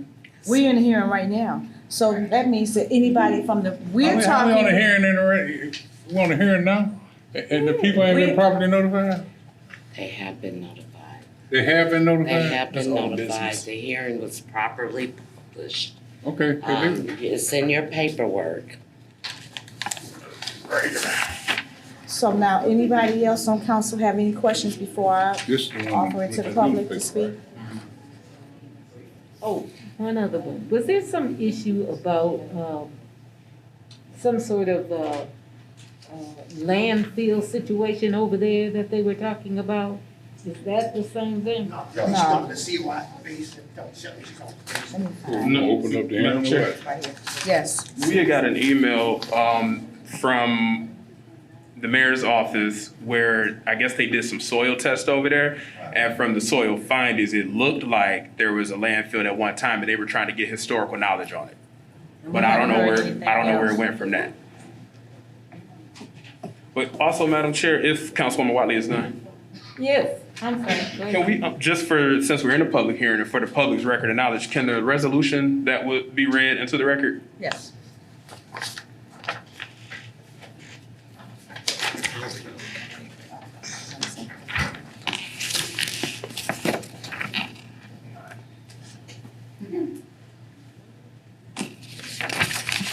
Resolution of authorization for local unit of government match without donated funds. Whereas the City of Inkster supports the submission of an application titled Dozier Recreation Center New Outdoor Basketball Courts to the Michigan National Resource Trust Fund for development of the renovation of existing tennis courts behind the Booker T. Dozier Recreation Center for new outdoor basketball courts. 3 of the existing tennis courts will be replaced with 2 basketball courts, including new asphalt pavement with aggregate subbase for drainage. Each court will be a minimum of 110 feet by 80 feet or 8,800 square feet each with 2 basketball hoops. for each court and regulation court pavement markings at 2025 Middle Belt Road, Inkster, Michigan, 48141. And whereas the proposed application is supported by the community's 5-year approved park and recreation plan.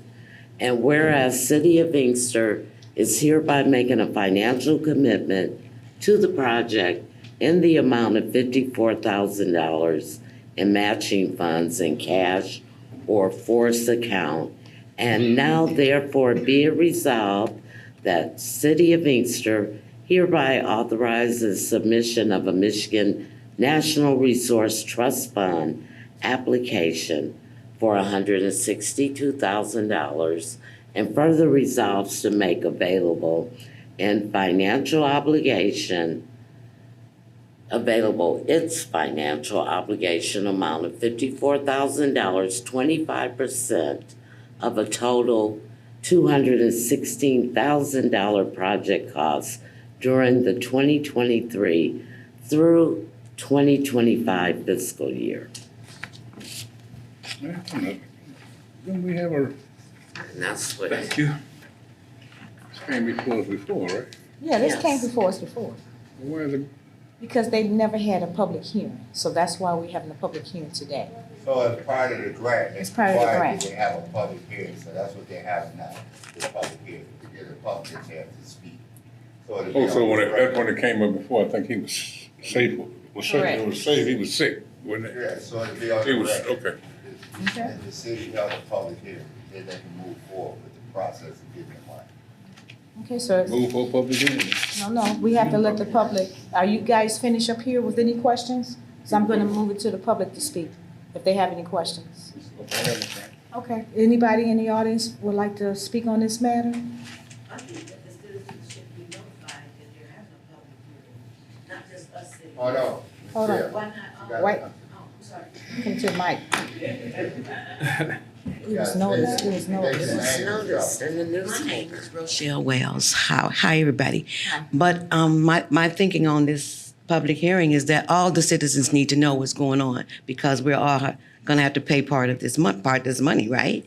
But if we're just going to be allowing a few of us that's here to make that choice, would they have not an option if they don't know?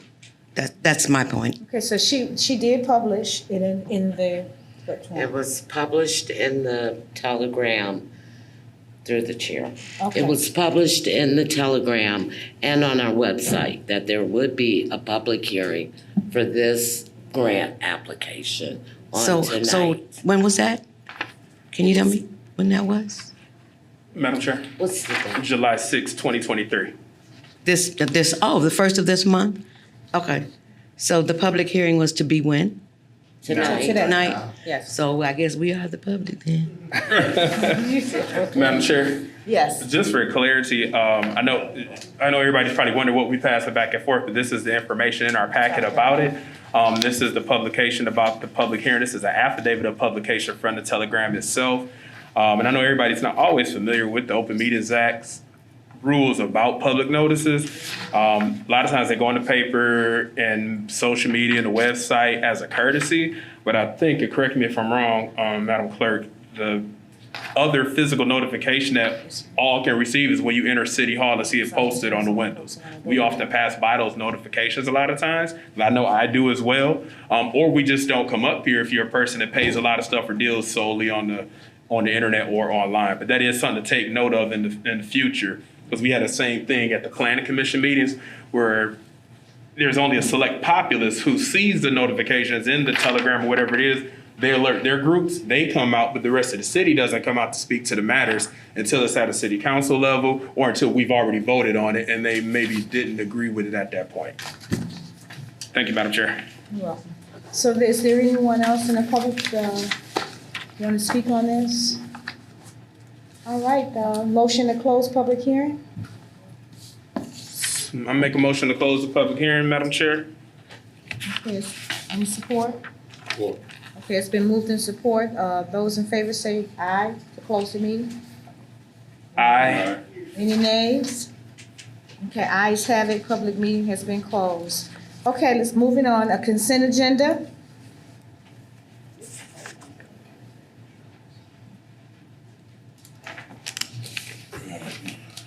Consent agenda. Do I have any? So moved. I make a motion that we approve the consent agenda as is. Any, it's been moved, any support? It's been moved and support, any discussion on this? Those in favor say aye. Aye. Those that say nay, say nay. Nay. Okay, ayes have it. Okay. We have no boards and commissions. Okay, previous business is the Mission National Research Trust Fund application where we just had a public meeting on. We do have to take action on this. So, what's your pleasure?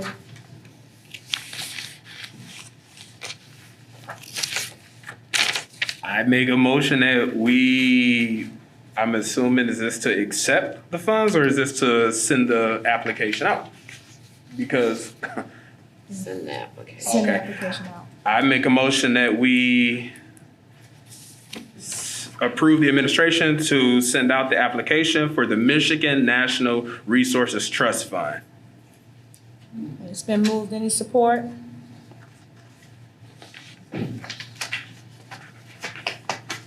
Okay, now this is support? Support. Okay, any discussion on this item? No, I was just wondering, Any discussion? Excuse me, George. We are in such, do you have anything to say? You have to say. yes, I did. I was Okay, well, trying go to ahead. figure- I was trying to figure out the amount that we're talking about receiving, paying out. We're paying this out or receiving it. This is a grant for 200, we have to, matching funds is 54,000 that we have to match, but it's 162,000 that the grant is for. And including our 54,000 is 200. That's what we gotta pay. 54, yes, in matching. 2 years, 3 years. Okay, any other discussion on this? All those in favor say aye. Aye. Any nays? Okay, ayes have it, motion has been passed. Okay, under new business.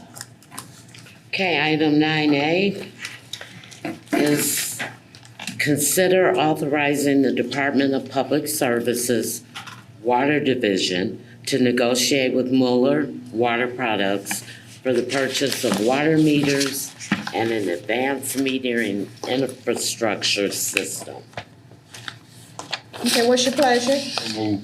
It's been moved, any support? Support. Okay, it's been moved and supported, any discussion on this item? Okay, all those in favor say aye. Aye. Any nays? Okay, ayes have it, motion carried.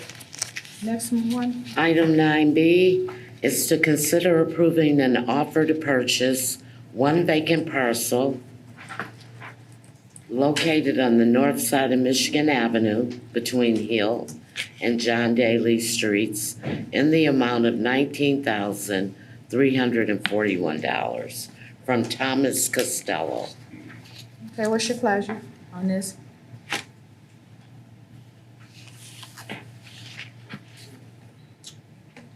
So moved, Madam Chair, so we can go into discussion if there is support. Yes, do I have, it's been moved, do I have any support on this? Second.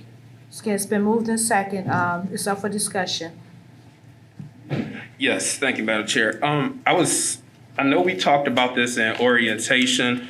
Councilwoman Wiley had brought up the different amounts on here, and I know they said it was updated, but we don't particularly have it, and it appears there's some uncertainty because we don't have it. So I was just asking, I guess, before we move forward, is there a time constraint on this?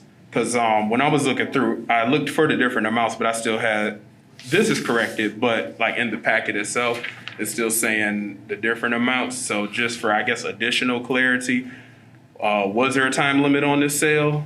Yes. Also, the addendum updated the contract. The only thing that was not updated was the earnest money deposit. However, once it's approved, he said he can close right away. So if you guys approve this tonight, he can close tomorrow and bring the whole entire cashier check. And this amount is what the city assessor stated that the value is. He didn't play with it. After negotiation, he decided to pay what the city assessor requested. Gotcha. So that's the only discrepancy. Everything else has been signed. So I guess, for our colleagues, would this be something that you all want to see beforehand, or is it something that you'll be okay with taking after? Where is this package you talked about that's been updated? Where is that updated information? They're called amendments. An amendment. Addendums. Addendums in your packet, and there should be 2. Amendments in the packet. And once again, we negotiated just like a regular real estate deal on this one up into the last second. And so I just felt like it's important that if somebody come and give you guys what your assessors say, after the packet went out, I need to come and tell you right away. Okay. So, set us addendums. There should be 2. And this is for.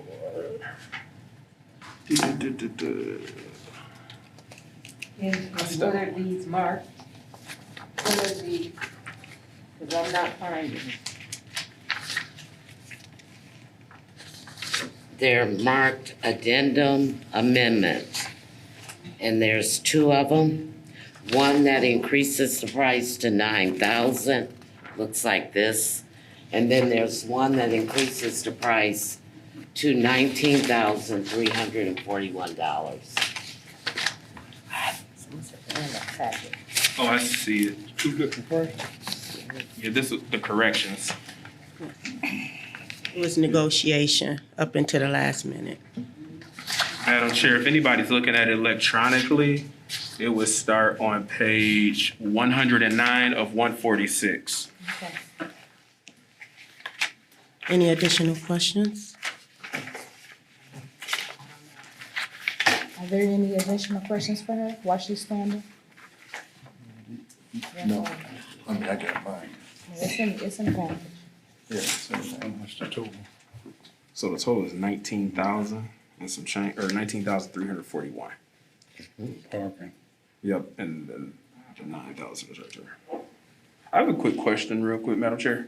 This location is in between Dairy Queen and Gracie C's? It's right connected to his building. It's his parking lot that's right connected to his building, yes. Okay, I was just asking because I didn't know absolutely. they never owned that. Right, and that's why they decided, yes, so they can have their parking owned. And so it would just be, it's connected to their property. Yeah. And they've been here in our city for years. And I know it goes with other land sales too, when the people are trying to sell a business or do anything different, they need that parking lot. Exactly. It's only right. It's just like a driveway. The city owned it. I'm done, thank you. Thank you so much. So they let them use it, gave them that? They're trying to purchase it right now at the full price that the city is requesting.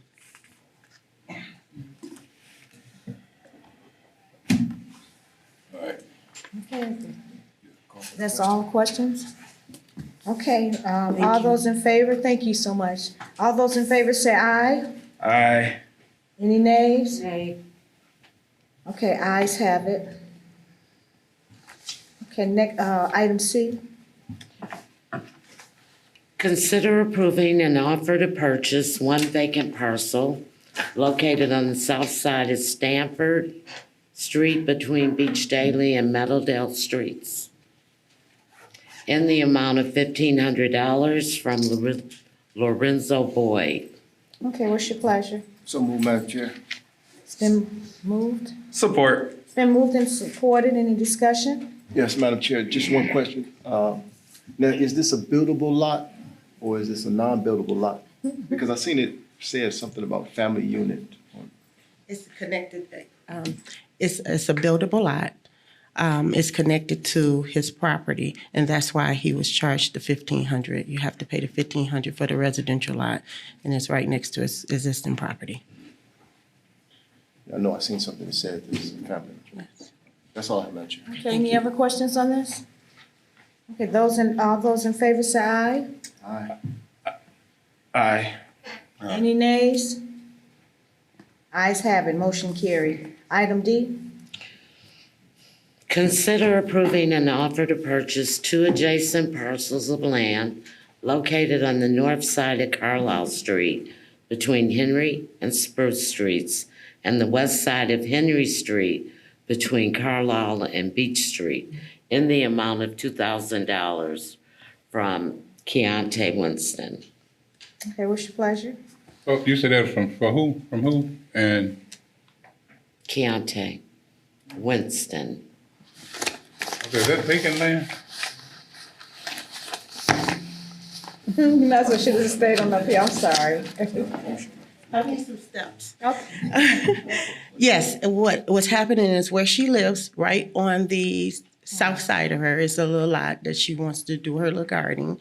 And in the back of her is a little slither of land. So she figured, okay, let me get the back and a little bit on the side. So they're not adjacent, they're not combined. It's just a little piece in the back, a little piece on the side. Okay, thank you. Okay, any other questions on this item? Okay, Was it a motion on? So move. yes, give us some, So move. you already did that, right? It was up under discussion, I wasn't it? questioned on it. Oh, you did that before, oh, God, okay, it's late, I'm sorry. I'm moving on it. Okay, so it's been moved, any support? Support. Now the discussion, anyone in the discussion? Sandra, any discussion on this item? No, ma'am. Pardon me? No, ma'am. Oh, okay. No discussion, all in favor, say aye. Aye. Any nays? Ayes have it, motion carried. Okay, we are down to the public participation. Darlene Hurd Thomas.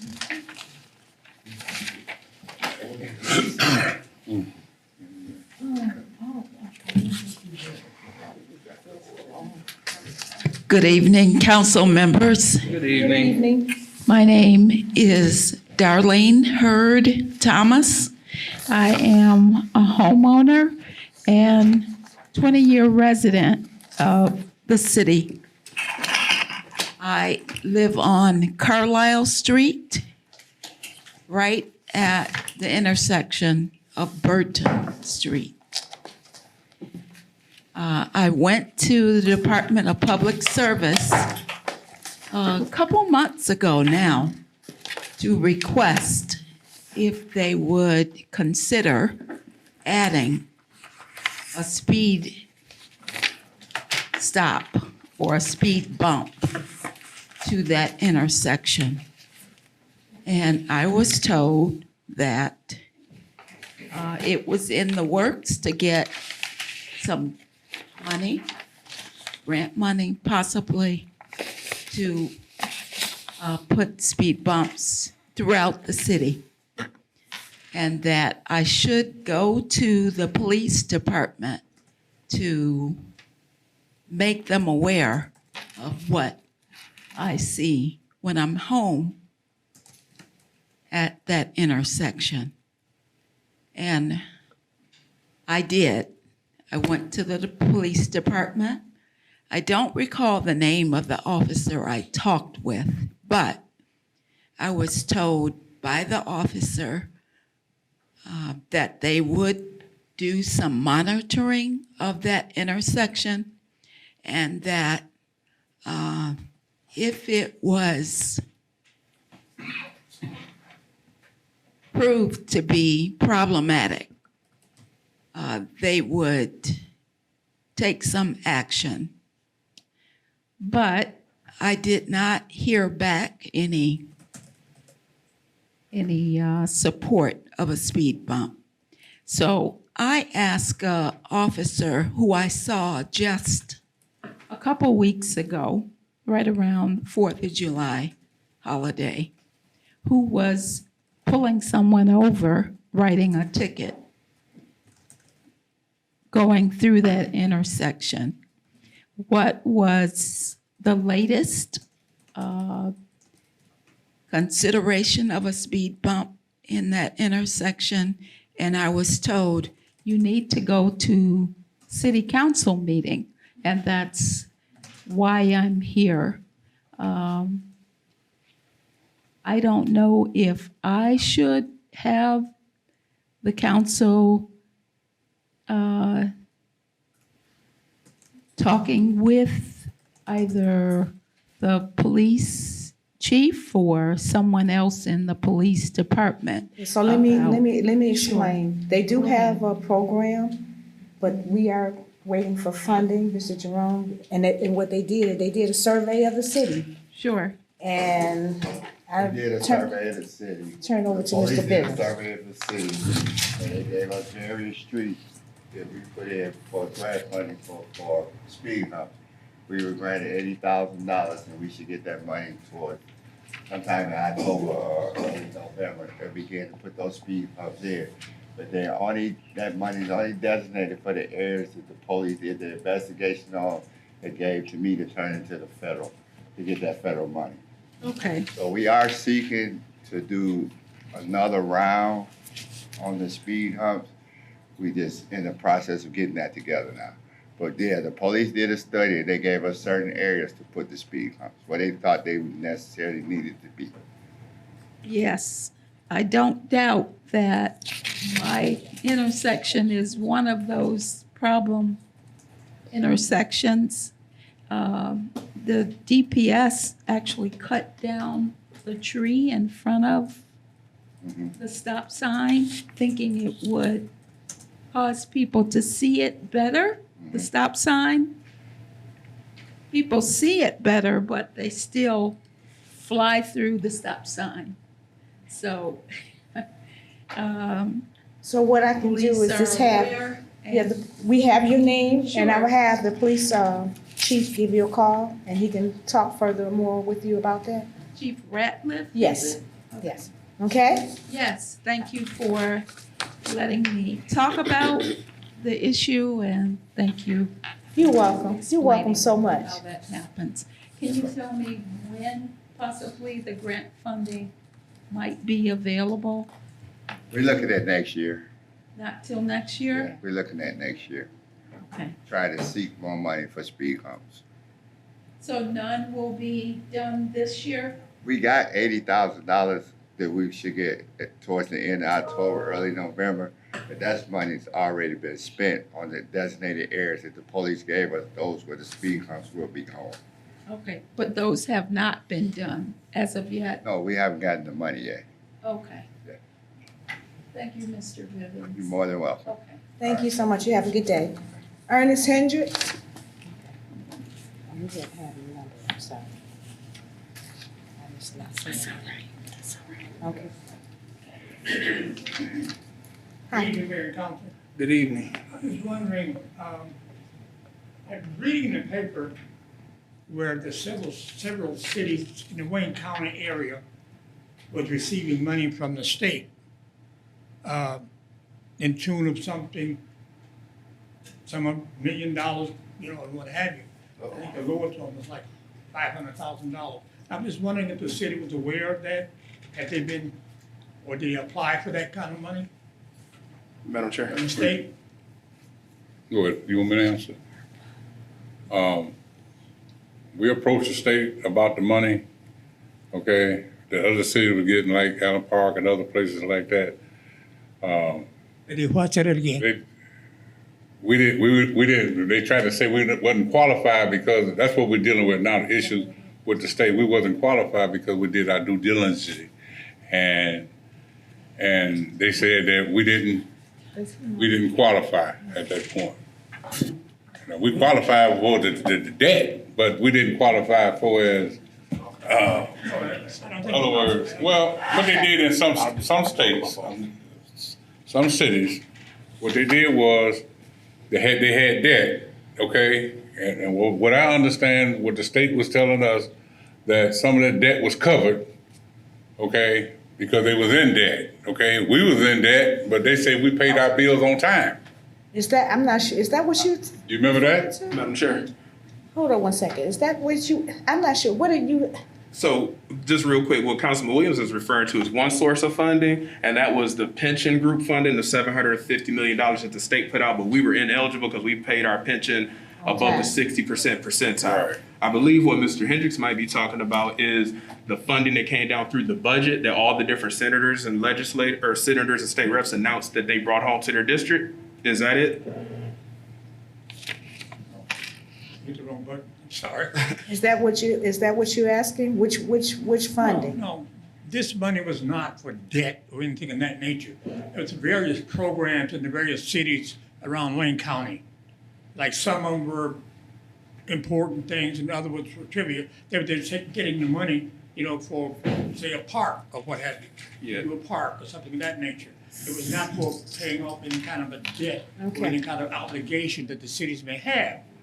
It's in the free press, and I should have brought it with me so that, you guys could see it, Councilman Hendricks, was that the FTD grant? Say it again? Was it the FTDCB grant for distressed communities? Is that what you're talking about?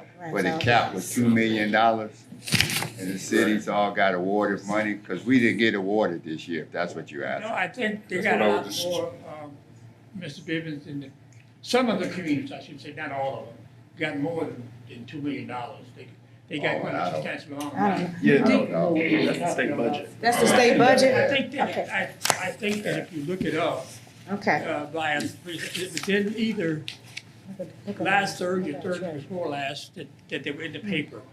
And I didn't keep it. I should have kept it, brought it up here to you. But I'm sure if you're going to admit that you'd find out that they're there and what have you. I think that's the one that you're talking about, because when we approached them about trying to get that money, they told us that we was paying our bills on time, therefore we didn't qualify. Right, I think that's a different one. I think that's a different one for what he's saying. Did you have specific programs? Treasurer, can you elaborate on Find this? out that's what it's for. Okay, thank you. He can elaborate on it. Thank you.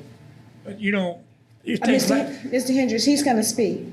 The city treasurer. Yeah, no, on what Councilman Williams is talking about is the police and fire pension is what you're talking about. That's totally different from what you're talking about. So you're just talking about some money from the state, but you don't know exactly what the source is or the reason they gave the state the money. It's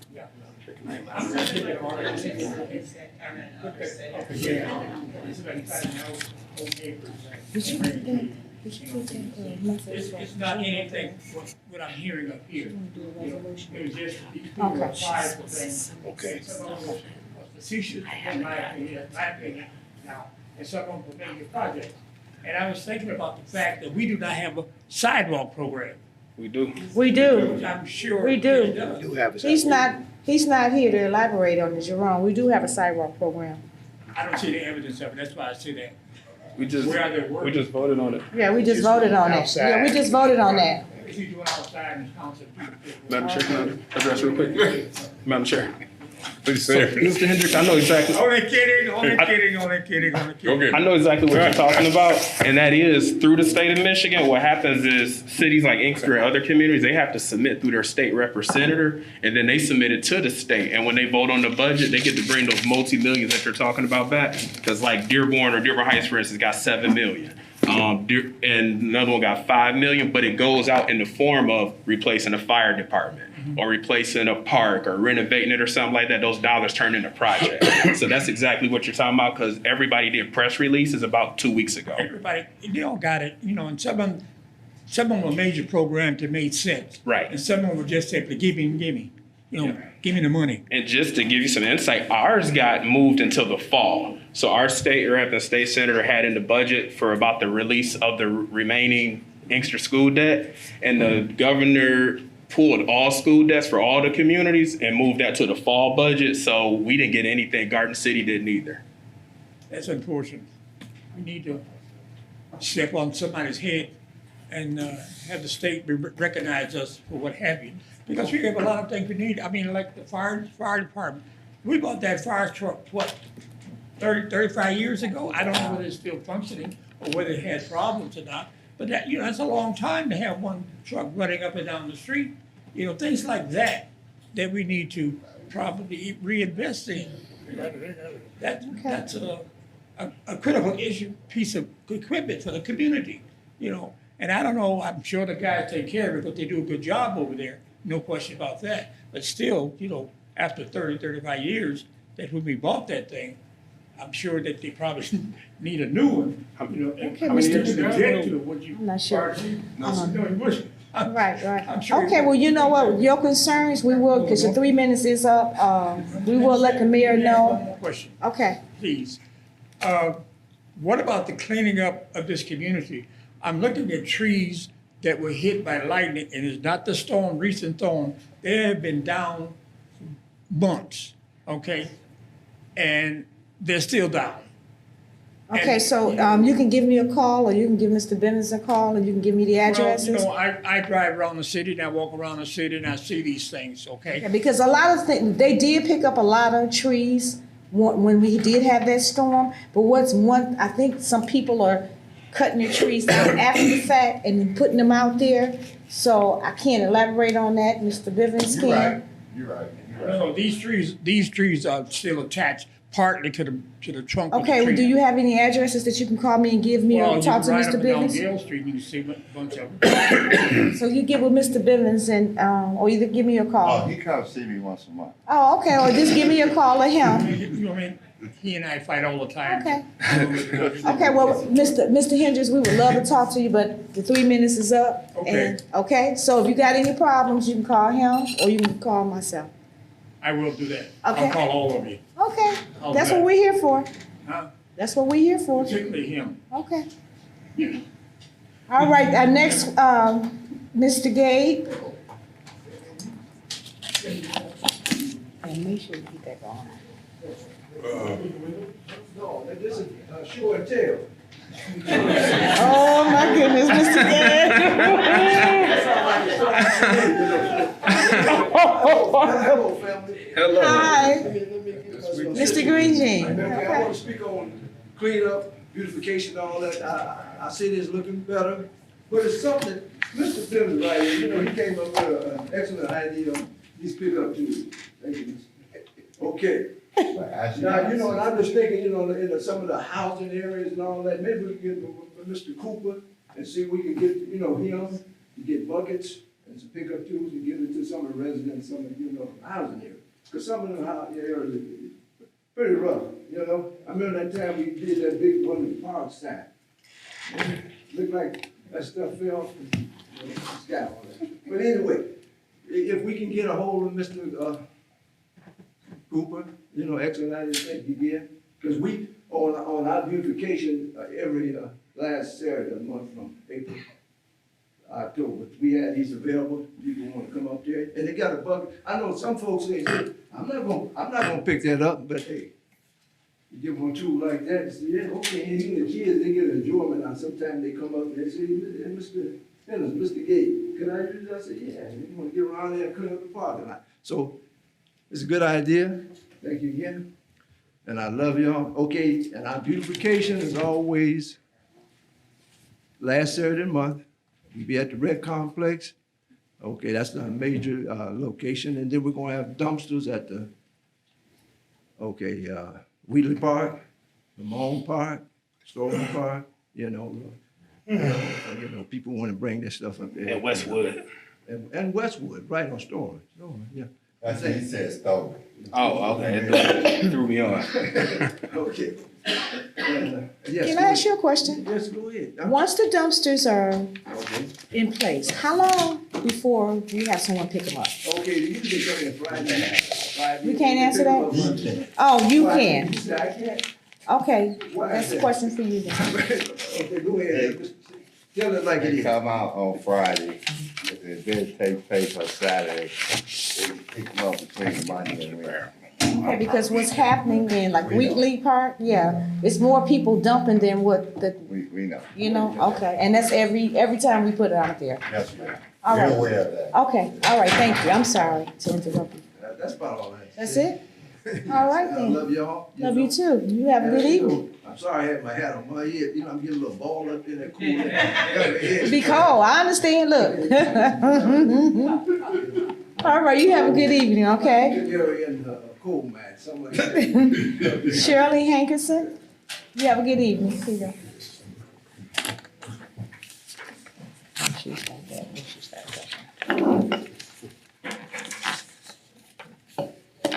Good evening, Pro Tem and Council. Good evening.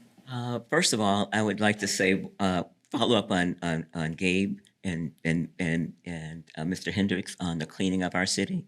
If you go down Middlebelt and just look at Middlebelt along the line where everybody has to walk on the sidewalk on the west side of the street, you can't even get down that what sidewalk is left because there's so many weeds that's covering that sidewalk, and they're coming from the people's fences because of all the tall debris that's on the side of that fence, because nobody takes time to clean the fence nor the walkway that's right there as well. Okay, and my next complaint or concern, I should say, as citizens of Inkster, is that I'm with a group of people that are concerned about our voting and the way it was held last November. And we would like to have a meeting with the clerk to discuss our findings of some of the problems we found with our voting before we have our first election, which should be coming up in August. Would that be a primary at that time? Is that correct? Yes. Okay, so, and I know attempts have been made by other people in our community to contact her with no results. So we really need to get a handle on that, because there were quite a few discrepancies with Okay, so what about our next meeting and come up and you can just tell us all at one time? How about that? We'd rather get with her personally and go over it so we don't have to make it so public. Okay, but I was supposed to be on the meeting Friday, but something came up. There was a meeting Friday. On Zoom. A discussion. A discussion. I would rather for them to come to City Hall, and because the concerns that you have, our residents would like to hear it as well. So. But I would rather discuss it with the council first, and if you would like to, if the council would make it public, that would be on them. But I don't want, I'm not trying to put anyone on front. No, I'm not saying you're not trying, I mean, but. Before we have that election. Point of order is for me. I think that, like I said, Friday, I was supposed to be on the Zoom call, but I could not. I just think that all of us should know. I mean, some of you guys may know. Was you on them? Did you hear about what was going on? No. Okay, did you, Mr. Shaw? Yes. Okay, so what was your thoughts? You want to come? Point of order. Point of order, yeah, come up. Huh? We're just in comments. Absolutely. Huh? We're just in comments. Okay, we're just in comments, okay. Yes. So, and I just wanted to bring it to your attention. Okay, So okay, before we just our have- next election, we can iron some of those issues out so they won't, I mean, because it's all coming from the state as well. Okay, okay, we agree with you. Okay, that's it. Okay, Mayor and City Clerk, do you have anything? No. City Treasurer? Okay, Mayor and Council comments? Councilwoman Wiley? Yeah, just to piggyback off what Ms. Hankerson just said, we did attend that meeting Friday. Discussion. Discussion, you're right, thank you, I'm sorry, I apologize. But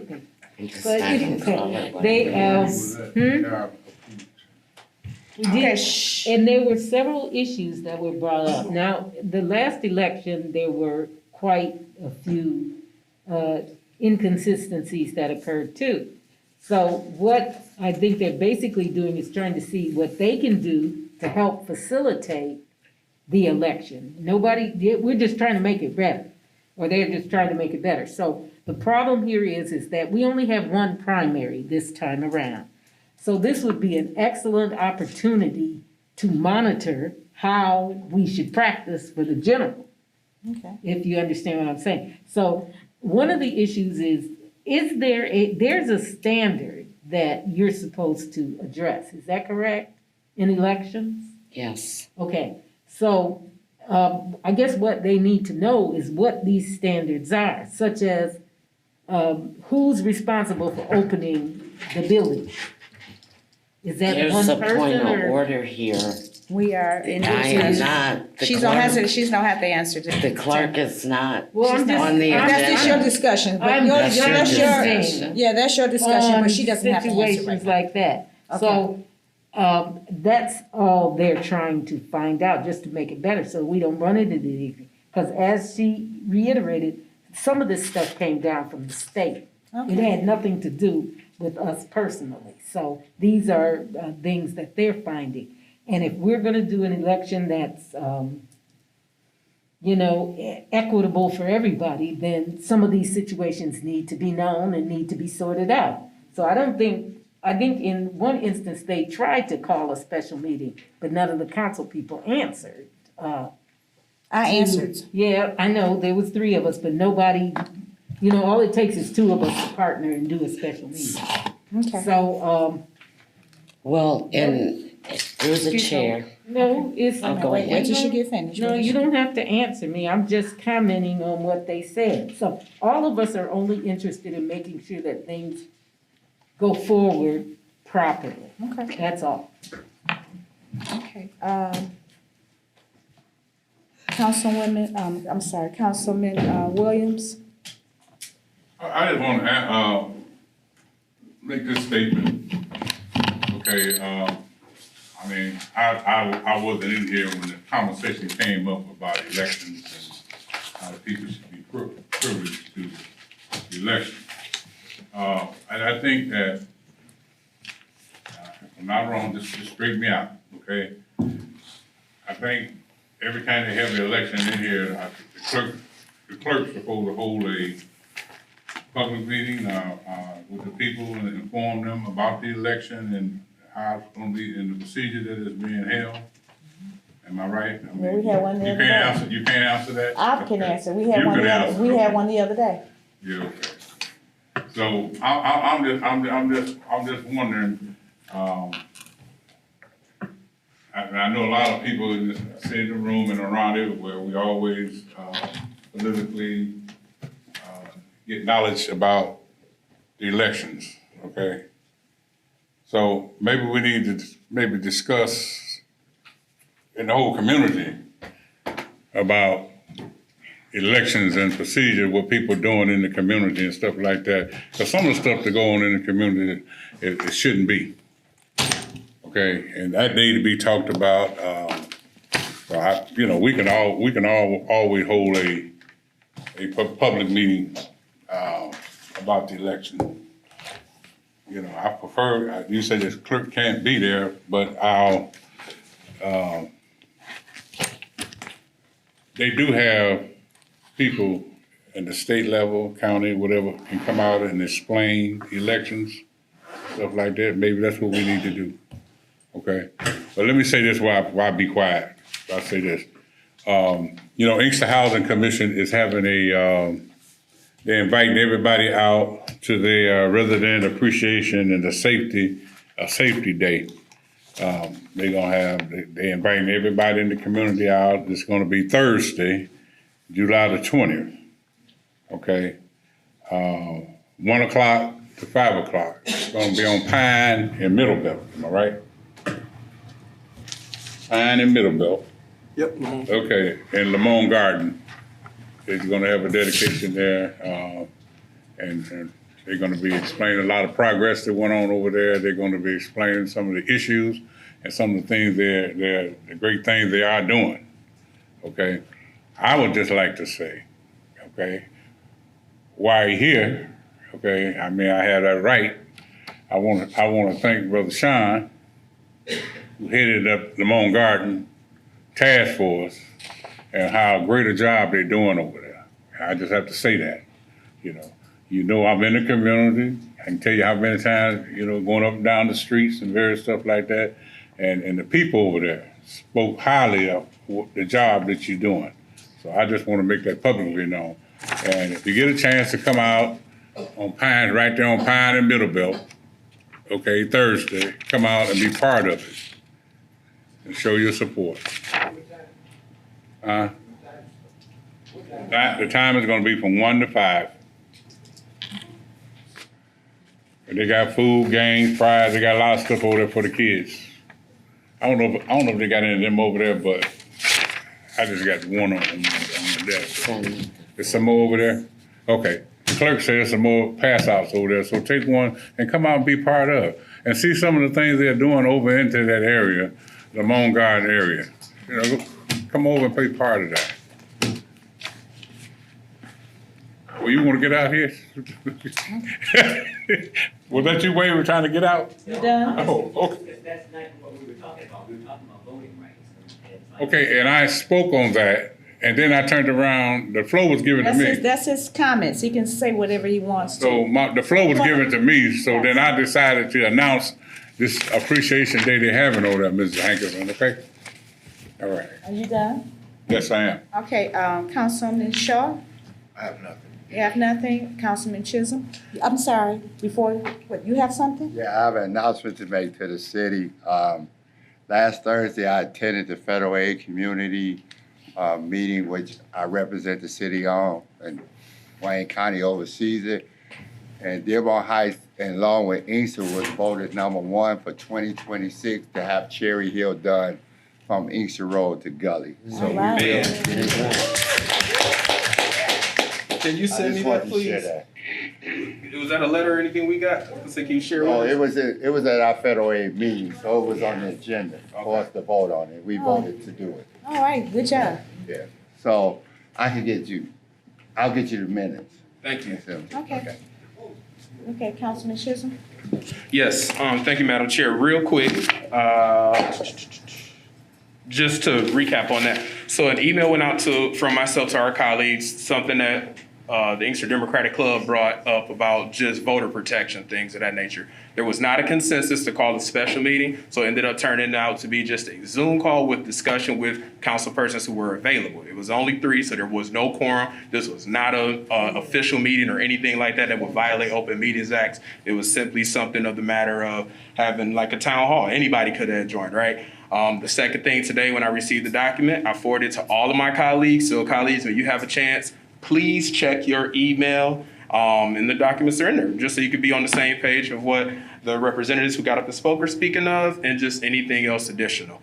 That is all I have, Madam Chair. Thank you. Okay. I just have one thing on that. What of our residents, some of our residents who help during the elections, maybe they may want to hear this too. So I don't think anything is wrong if we have them come up under a presentation and just let us know what's going on. I don't think there's anything wrong with that, but I'll let you guys handle that. And as far as, I can't speak for her when she's gonna have anything, when she's gonna be available, I can't speak on that. But if they come up here as a council, as a full council, and if it's something that needs to be done, then we can do it then. And that's all I'm gonna say. Motion to adjourn. So move.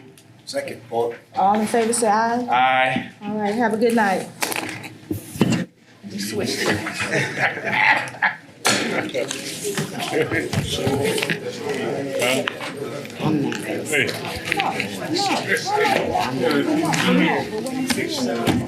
So phase 1.